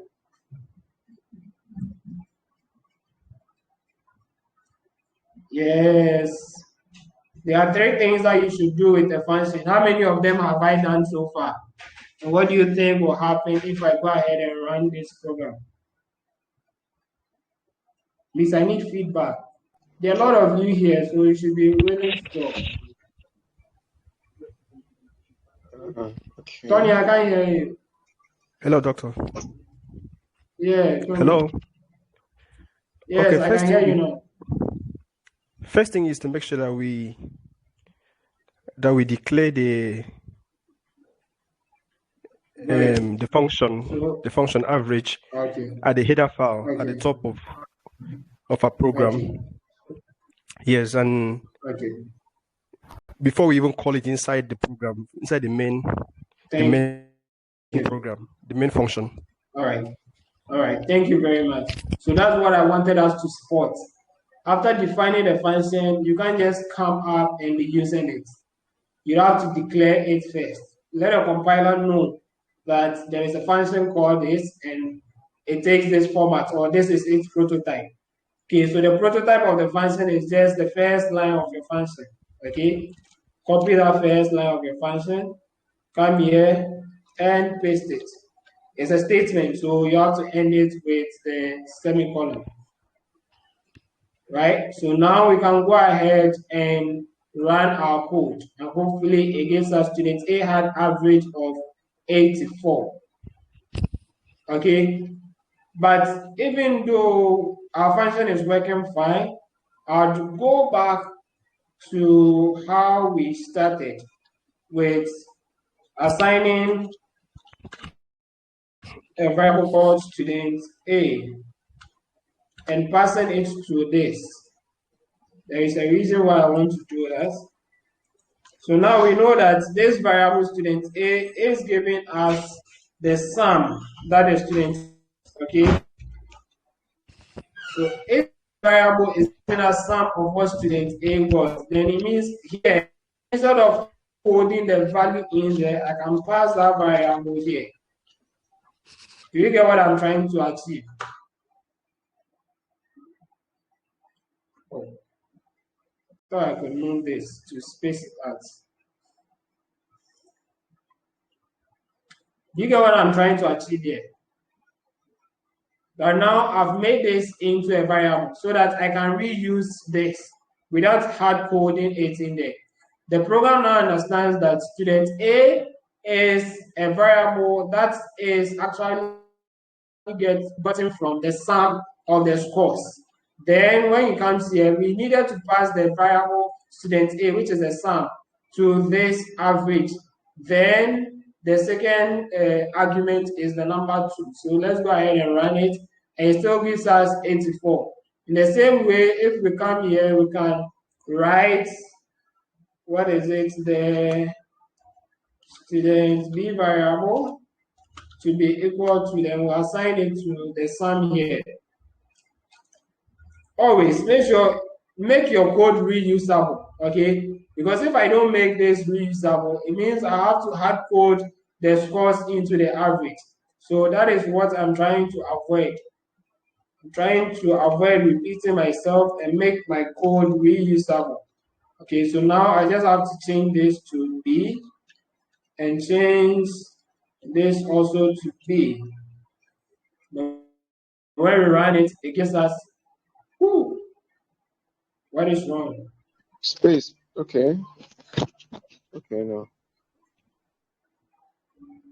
Yes, what is wrong? Anyone to help us fix this? Yes, anyone to help us fix it? I think there is no student B at the end, I guess. Come again. Can you read? You go to that first print F. Okay. After the new line, there should be something there. Okay. Thank you very much. So I wanted you to be able to also read the code, the debugging. This is part of the debugging that we are learning. Okay. So here it tells you that on line 24, on line 24, there is an error. It's expected a comma or a semicolon before printf. That is one. That is telling you, okay? But the actual thing that you will find out here, so even though this is what the code is giving you, it's telling you something that on line 24, it expects comma or this before. So this is the first error here. Line 24, before line 24, it expects either a comma or a semicolon before the printf. So you should be able to debug this one, meaning there is something that's supposed to be here before this your printf. So we need to put a semicolon there. Okay, then now, because I told you that C runs the program from top to bottom, when it got there and this error was there. It just didn't read the rest, so it didn't see the rest of the error. So now we go on, and you see that it says on line 24. On line 24, expected expression before this. So it is expecting an expression before that, and it's showing you a pointer that tells you that something is expected here. Okay, so definitely we need to pass this variable there. I hope you are able to pick these things up. Okay, so that is the debugging for us. Now let's do same for C. And hopefully now you understand the concept of functions, creating functions, calling functions. So quickly from here, I'll jump into the put char one so that we'll make that practical in C. Oh, sorry, is that printed? I need to call a variable, declare a variable called student C and assign it to this value here. Then we pass student C here. Let's copy this. Okay, so I'll do something before we go to the put char so that you understand exactly what happens there. Now change this to C. If you make the mistake and leave it as okay, sure. Go ahead. Sorry for interrupting. Why are we using two? Okay. So it is a figure that we came up with. Okay. We came up with it. Like I gave it that here the number of tests that we are looking at should be 2. Okay. So if you are coding a program, some of these things you make them flexible. Maybe the end user should be able to enter how many figures they are going to enter. Okay, so if you are building, let's say, an average calculator, the first thing you want for the person using it should be able to enter all their scores. So before they enter all their scores, you ask them how many scores are there. They will tell you. Then you pass that one to a variable. Then you now ask them to go ahead and enter the values or the test scores. Then you pass it to your sum function to add them up before you come and use the average on them. By this case, I've already stated that we are working with 2 tests, and obviously it was test 1, test 2 that we gave, so that's why we are working with it. Okay, so hopefully you all understand what is happening here right now. Let me go to Replex. Any questions? Yes. We're coming to do something here.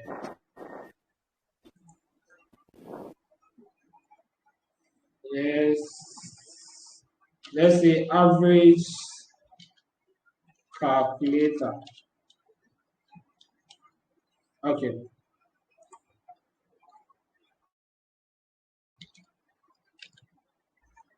All right. So for every C program you write, there is a main function. Okay. So there's the main function. What we can do here is let's copy this our main function, the content of this main function.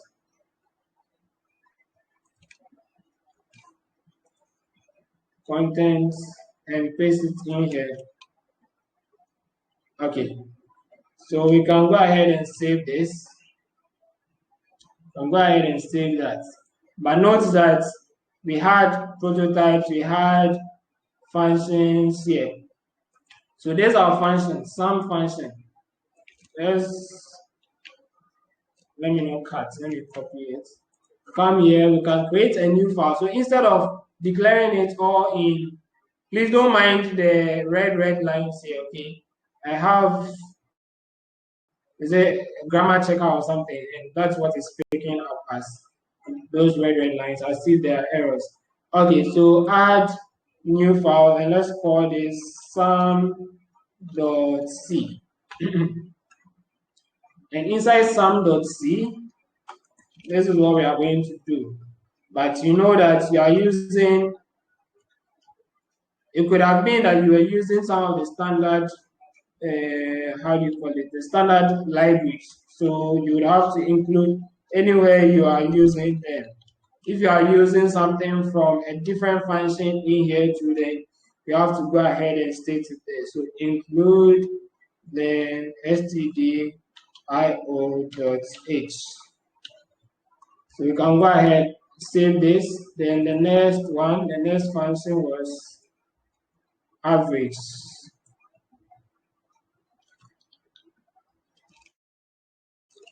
Okay, so for average, let's call it average.c.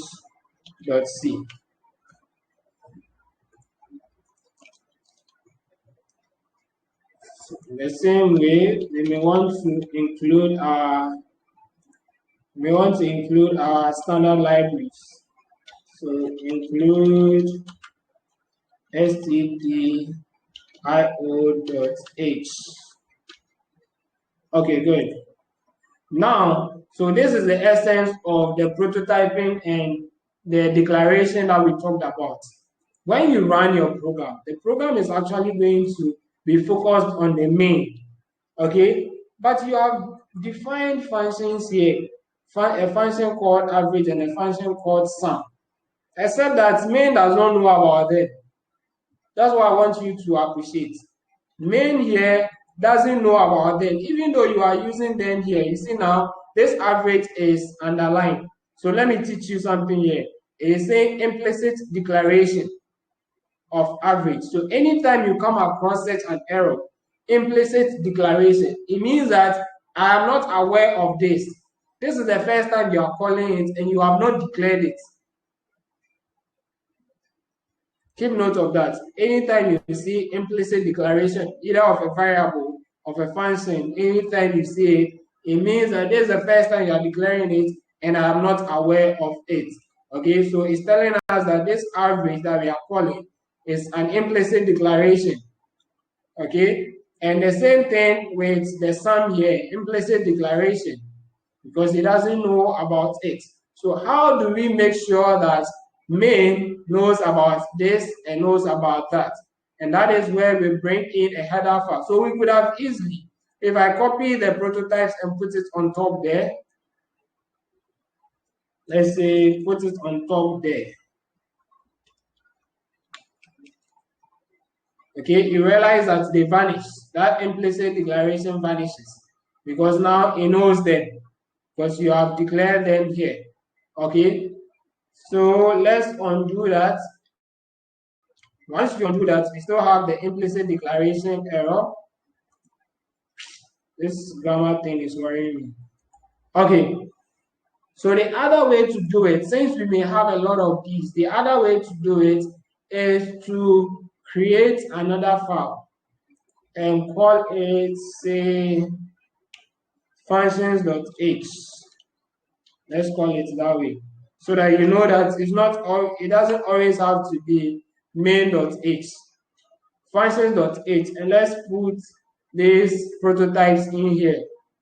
Once we have these ones in here, if we want to use it, we can include it here and say functions.h.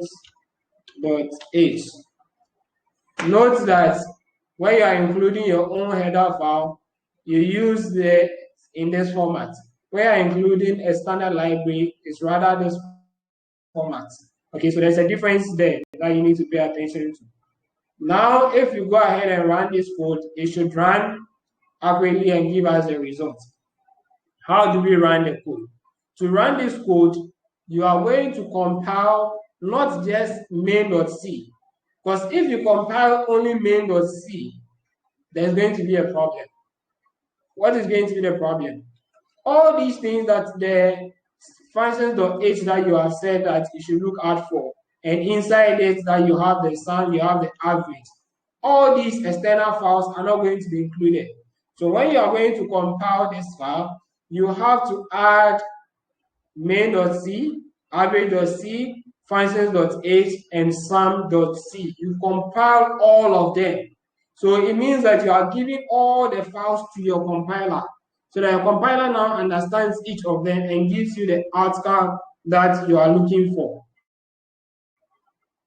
That is why after creating your picture, if you didn't upload it to your GitHub, then the checker is throwing out error because it was looking for that feature when it was compiling. And after compiling, it wasn't there. So your program won't work the way it's supposed to work. Okay. So let's go ahead. Yeah, yes. I wanted to ask you, do they also compile the header files?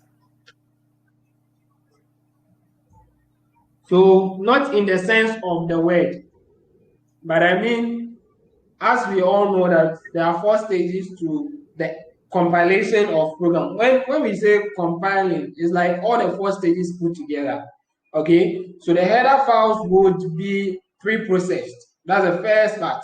So as soon as you start the compilation process, your compiler or the preprocessor inside it is going to work on the header files and pick out all the necessary things, interpret the prototypes that you have added, look for the files, whether they are there or not, do all of that and present it to the compiler. Then your compiler will then compile it. So when I say it's going to compile, you have to add all of them because they are going to go through all the 4 stages. So the compile that I'm using here is for all the 4 stages. Okay, if you want to break it down, then the header files will be dealt with at the pre-processing stage before you go to the actual compilation stage. I hope you are cool with that. Okay, so let's go. All right, that's good to hear. Let's go ahead and run our program. So it has been able to out we want. Let's assume that we didn't include this header file and go ahead and compile it. So my guess is that it's only giving it because already it has compiled it and kept the result sort of. Okay, that should probably be the reason. Otherwise, it shouldn't compile because it doesn't know of sum and average.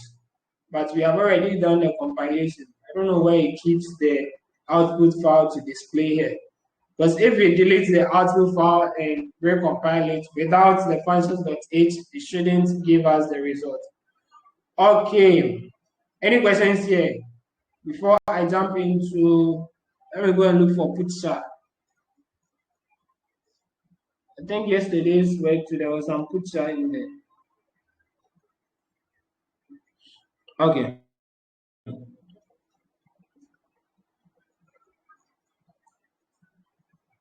Okay. All right. So here, write a program that prints. Oh, this wasn't yesterday's work. This is the very first one. All right, no problem. So let's just do this. So the program file that we are writing, we have to go back to Replit and create a new Replit.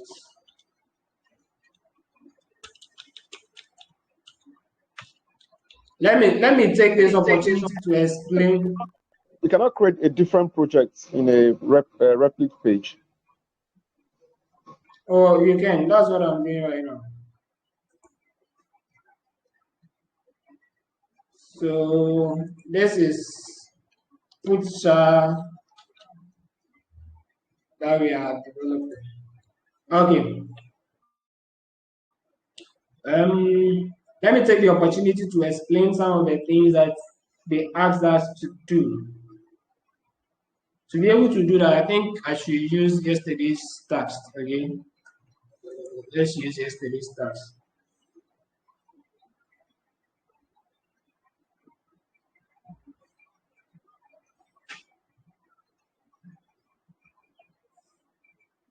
I think sometimes that basic understanding is what prevents you from being able to work on it. Okay, because sometimes they give you the question and you are blank, you don't know where to start from. Okay, and this basic understanding is what you need to be able to do it. And in fact, it's not like every time that's how it's going to be. Because most of the time when you're writing a program, You would have thought about the program already and know exactly what you are going to do before you get started with it. Okay, so let's go to task 1 of yesterday's projects. Oh. Okay, I thought there was supposed to be. All right, so let's do this. Write a function that checks for uppercase character. This is a prototype of the function, and that function should return 1 if the character is uppercase, and return 0 if otherwise. Okay, then that file should be called this.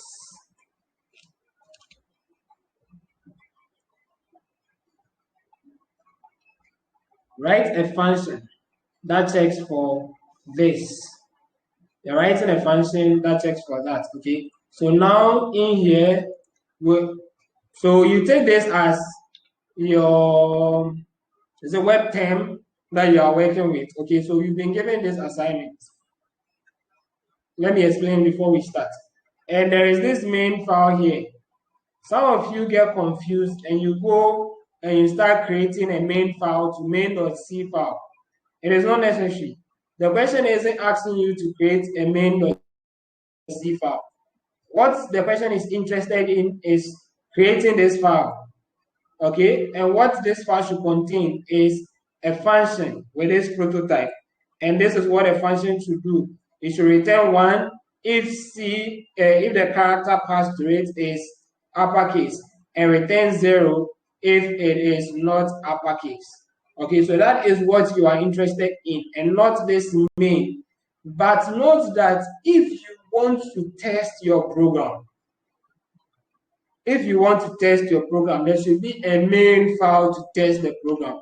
So this main file that has been provided is just for the purposes of testing.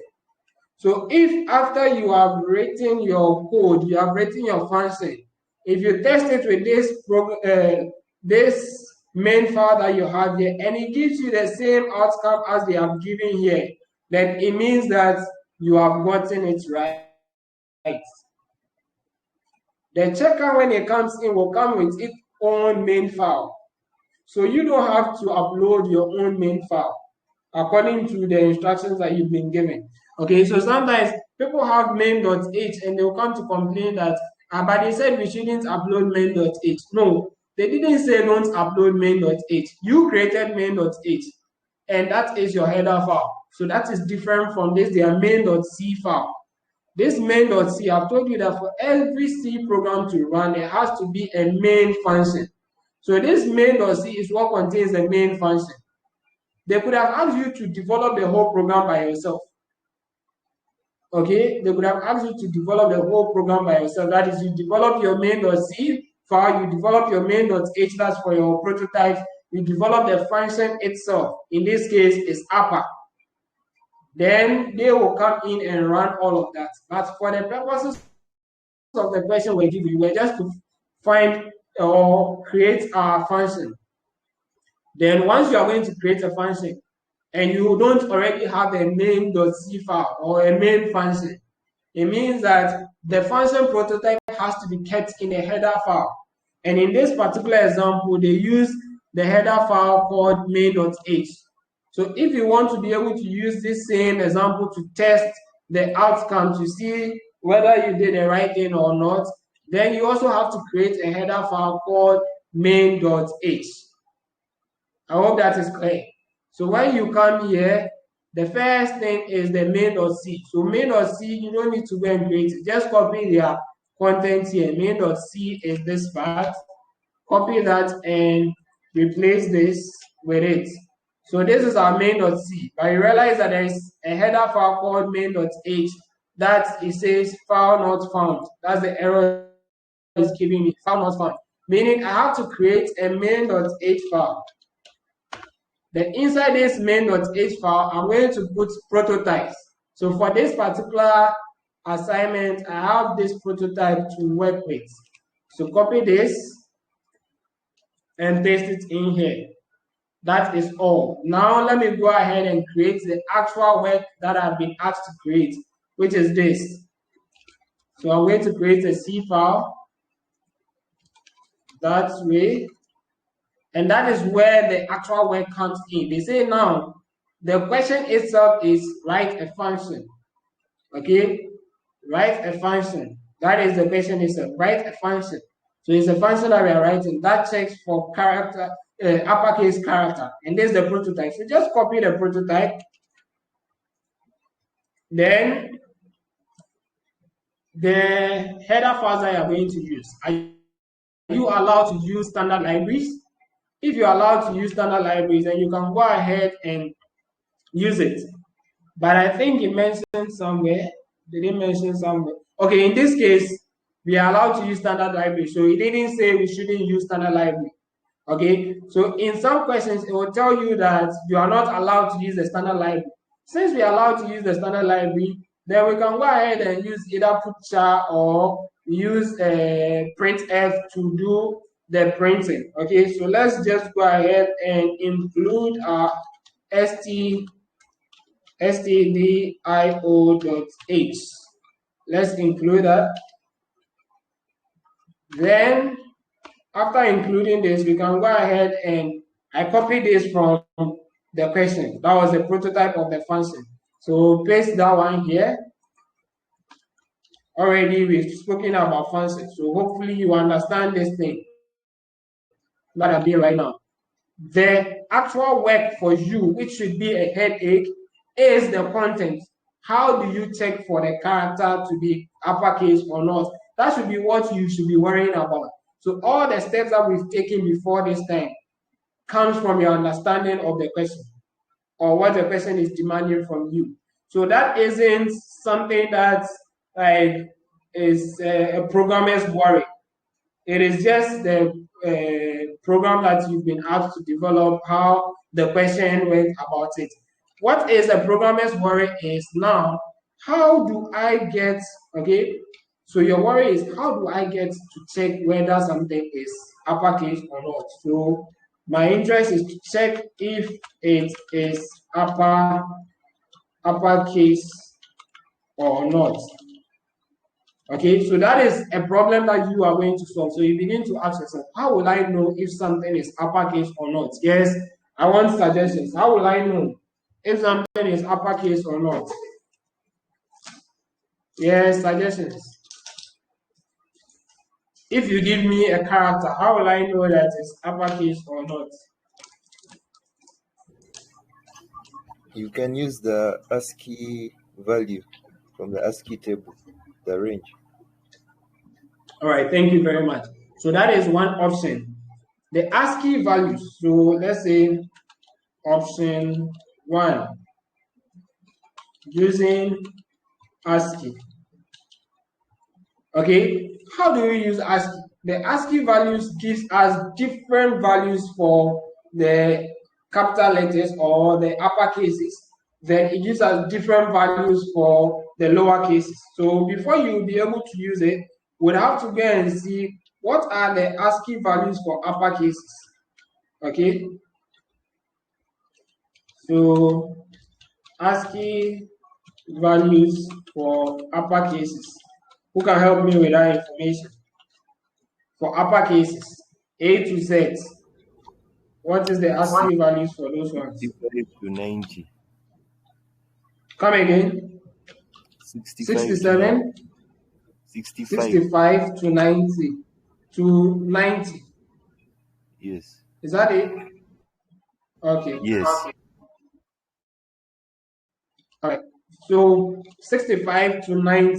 If that is it, that is 65 is representing A and 90 is representing Z or Z. So now it means that whichever character that you are going to be giving, you need to find the ASCII value of that character. Okay, so this is like the algorithm that you are developing, and that is where the programmer's problem is. So I said earlier that all the things we did before that, you shouldn't be your worry. You should understand the question and do all of these things so that you easily can do go ahead and write your program. You come up with an algorithm to solve the problem before you even code it. Okay, so we are coming up with the algorithm right now. And if you are struggling, this platform is there, Replit. In fact, this is what I've been using yesterday's assignment, for instance. I'm sure even this one, when I open my account, you see the solution to it. Okay, so I come in here to play with it to get the outcome. Once I get the outcome, then I go and implement it. Okay, I know it may take time, but that is if you want to understand. So we are going into the weekend. You have the weekend to yourself, no tax. Take the previous assignments, come to Replit, try your hands on them. If there are challenges, the console here will give you the error messages. You try and debug it. If you think there are challenges beyond you, we are all in the same group. Just reach out. Hi, share your link, the Replit link. You can invite people. So you see invite up here. You can invite people to your Replit. You all go in there, look at the code and share thoughts on how to make it better. Let's go back to our algorithm for the solution. So now it means every character that we are given. So let me say convert every character given to its ASCII value. After you've done that, you want to then compare the ASCII values and see if it falls within the range of 60 to 90. So if it does, then return 1. Otherwise, return 0. So this is the solution to the problem that we've been given. That is all. You solve the problem. And the moment you get to this stage, you have no problem again, because implementing this becomes easier. If you don't do this before you go and code, you start coding and you find out you are not getting the results. The truth of the matter is sometimes even after going through this, you may struggle a bit putting together the code, okay? But at least you keep modifying it per the result that you are getting. You thought this would be right, but you go ahead to implement, it doesn't give you that answer you are looking for. Come back some parts, you see, okay, what should I adjust in order to get this? This is giving me this error. What should I adjust? Then you come and adjust it, okay? All right, now let's look at option 2. Anybody to suggest option 2? What other option can we use to do this? Yes, what other option can we employ to check if any character provided is is a capital letter or a lowercase letter or an uppercase letter? Yes.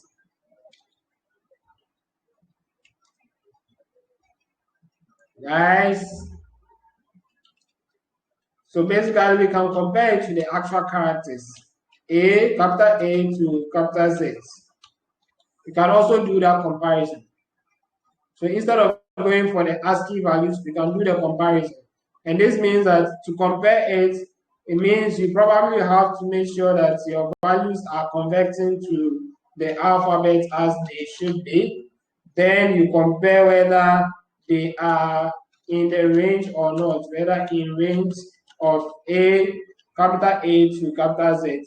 And if they are, go ahead and return 1. Otherwise, return 0. Okay, so these are the 2 ways that you can solve the problem that you have been given. So you choose what you want to work with. You choose what you want to work with. Now this function, we have a declaration here of C, character C. So it means in our function, we can use C anytime that we want. So using the ASCII values, let's see if we can solve this problem. Anyone that wants to help, offer to help? Is anyone want to chip in something? How do we check? So we want to check if it is within a range. How do we do that? Yes. Hello. Please bring up your suggestions. If it is wrong, we are here to learn, so don't be shy. Just share what you think, then let's go through it and see whether it is right or wrong. That's the best way to learn. If you keep listening and I have to spoon feed you, I bet you next tomorrow you are likely to forget. Okay, so share with me. What do you think? If sentence. We can use an if sentence. Okay, so we can use if statement. So if what? What are we comparing to what? So if C, is that it?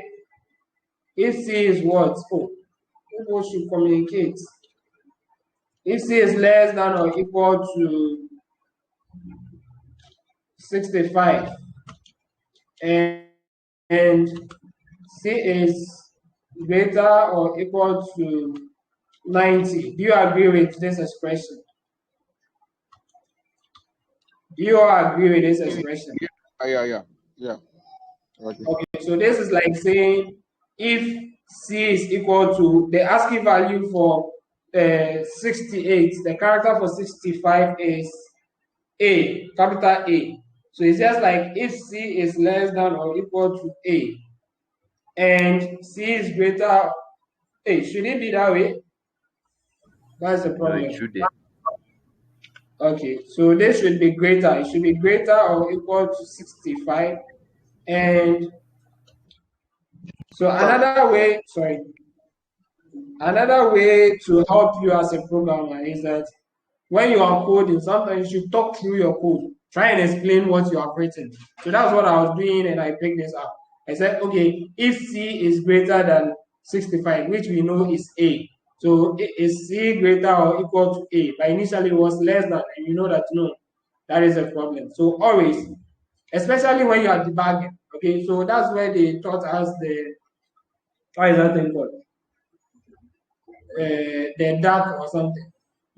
Unfortunately, I didn't read that part. So, I mean, reading to inanimate objects. Okay, so you can try to explain. This concept. Oh, I thought you wanted to help me with it. Okay, so let's go on. If it is within this range, then return. It's as simple as that. Return 1. Auntie Betty will say your 1 should be in bracket. So those of you who are complaining that your code is not checking, sometimes it's these petty things. It says that you should put it in brackets. Even though without the bracket it still works, but Auntie Betty says you should put it in brackets. Okay, so now that we have this code, this our function is working. Okay, if it is working the way we want it to work, then when we run it, it should give us this outcome. A is to 1, that is capital A is to 1, and small letter a is to 0. So let's run our program and see if it gives us that same outcome. Good. So we get capital A is to 1, small a is to 0. So that solves the problem.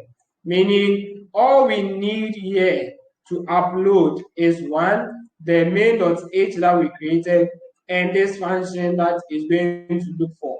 That is all that we need to upload to our GitHub account for the checker to pick it. But I mean, if you're doing it on your own, you should know that there should be a main.c function. That is what you are going to use to test it, or that's where the actual program is going to take place.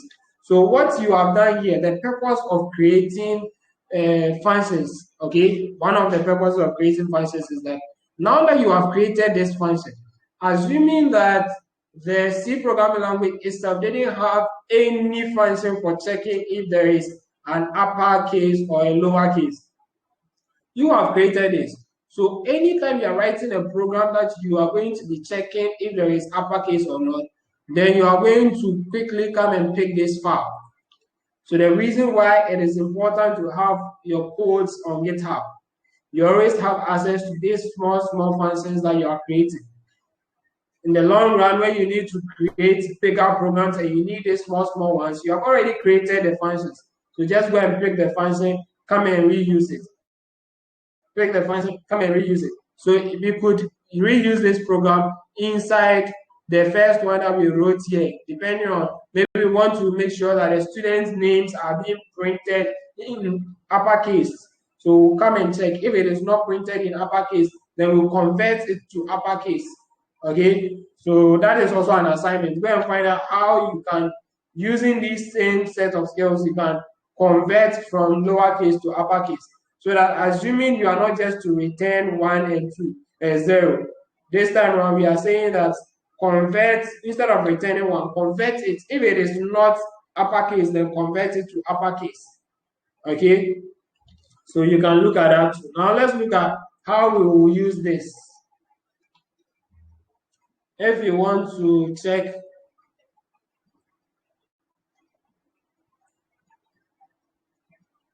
okay, so I think anyone helping me here? If then check for, please let me show you something here that Betty will flag. Over here, Betty is going to flag the space between this C and this parenthesis or brackets. Okay, so that is one of the rules that Betty asks us to follow. When you start, for the if, between the if and the parentheses, there should be a space, but the very first content of the brackets shouldn't have a space between them, and the ending shouldn't also have a space between them. Okay, so those are petty things that your checker wouldn't check because of them. So you always have to open your eyes and look at them. All right. If the checker doesn't check the code, it doesn't mean the code doesn't give you the outcome you are looking for. So just as you see, most of the compilers that we'll be using will be looser than the checker that we have. So the checker is stricter to help us enforce those rules. Okay, so we'll learn by doing. We learn by doing, and eventually it becomes part of us. That always, you don't just leave any space at all. You don't just copy things. You don't just paste things. Like, you are guided by rules that you have learned and they become part of you. Okay, so that's what the checker is trying to do to us. All right. Now we can go ahead and say C, same thing, greater or equal to capital A, then and C less than or equal to capital Z.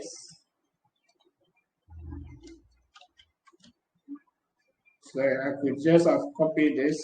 So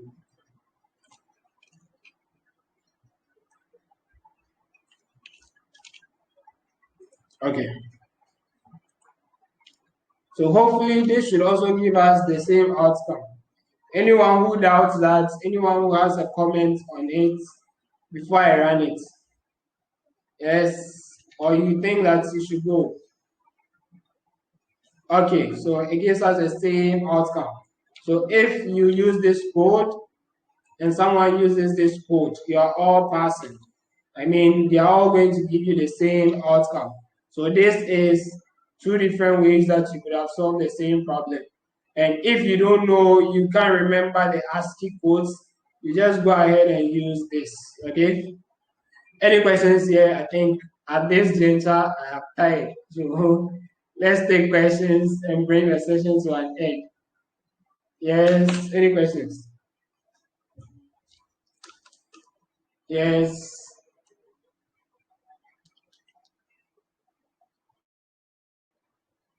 Any questions?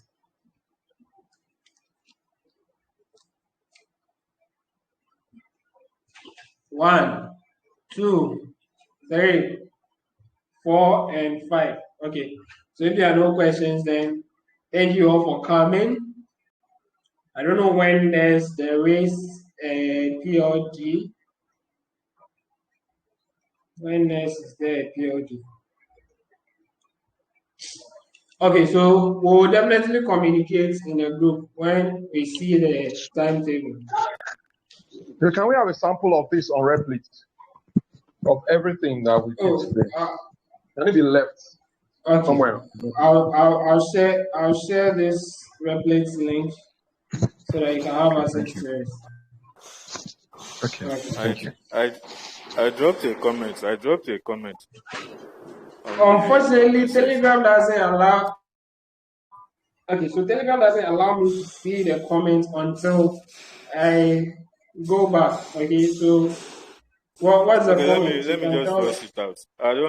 I wanted to find out if this video is recorded somewhere, or maybe give us a link where we Yes, can please. rewatch it, because I've been having network issues up and down. So I didn't really Okay, follow sure. everything. So Maybe yes, if you can drop the we are link recording on it. Telegram. Yeah, you'll get access to it. Don't worry, you get it. Okay, thank you. Okay, welcome. All right, so thank you all so much. Please, it's weekend. Let's spend the weekend wisely and try and learn and practice some of these things that we have learned already. And we are all in the group. So if you have any challenges, feel free to share. If you learn any new things, especially some of the things that we discussed, if you come across any new thing, feel free to share with us so that we'll all learn from each other. Thank you all. Thank you, Ima, Dayo. Fitness Peak, I think you have to start using your names. I know who there's Tony, Donald, Matthias, Michael. Yes. What's the name? I thought you were going to tell me the name. Dinton. Come again? Dinton. Okay, Dinton. Okay, all right. So nice having you all around, and I'll see you some other time. We'll definitely chat in the group. So let's meet later. Bye bye. Thank you very much, Doctor. Thank you. Thank you very much.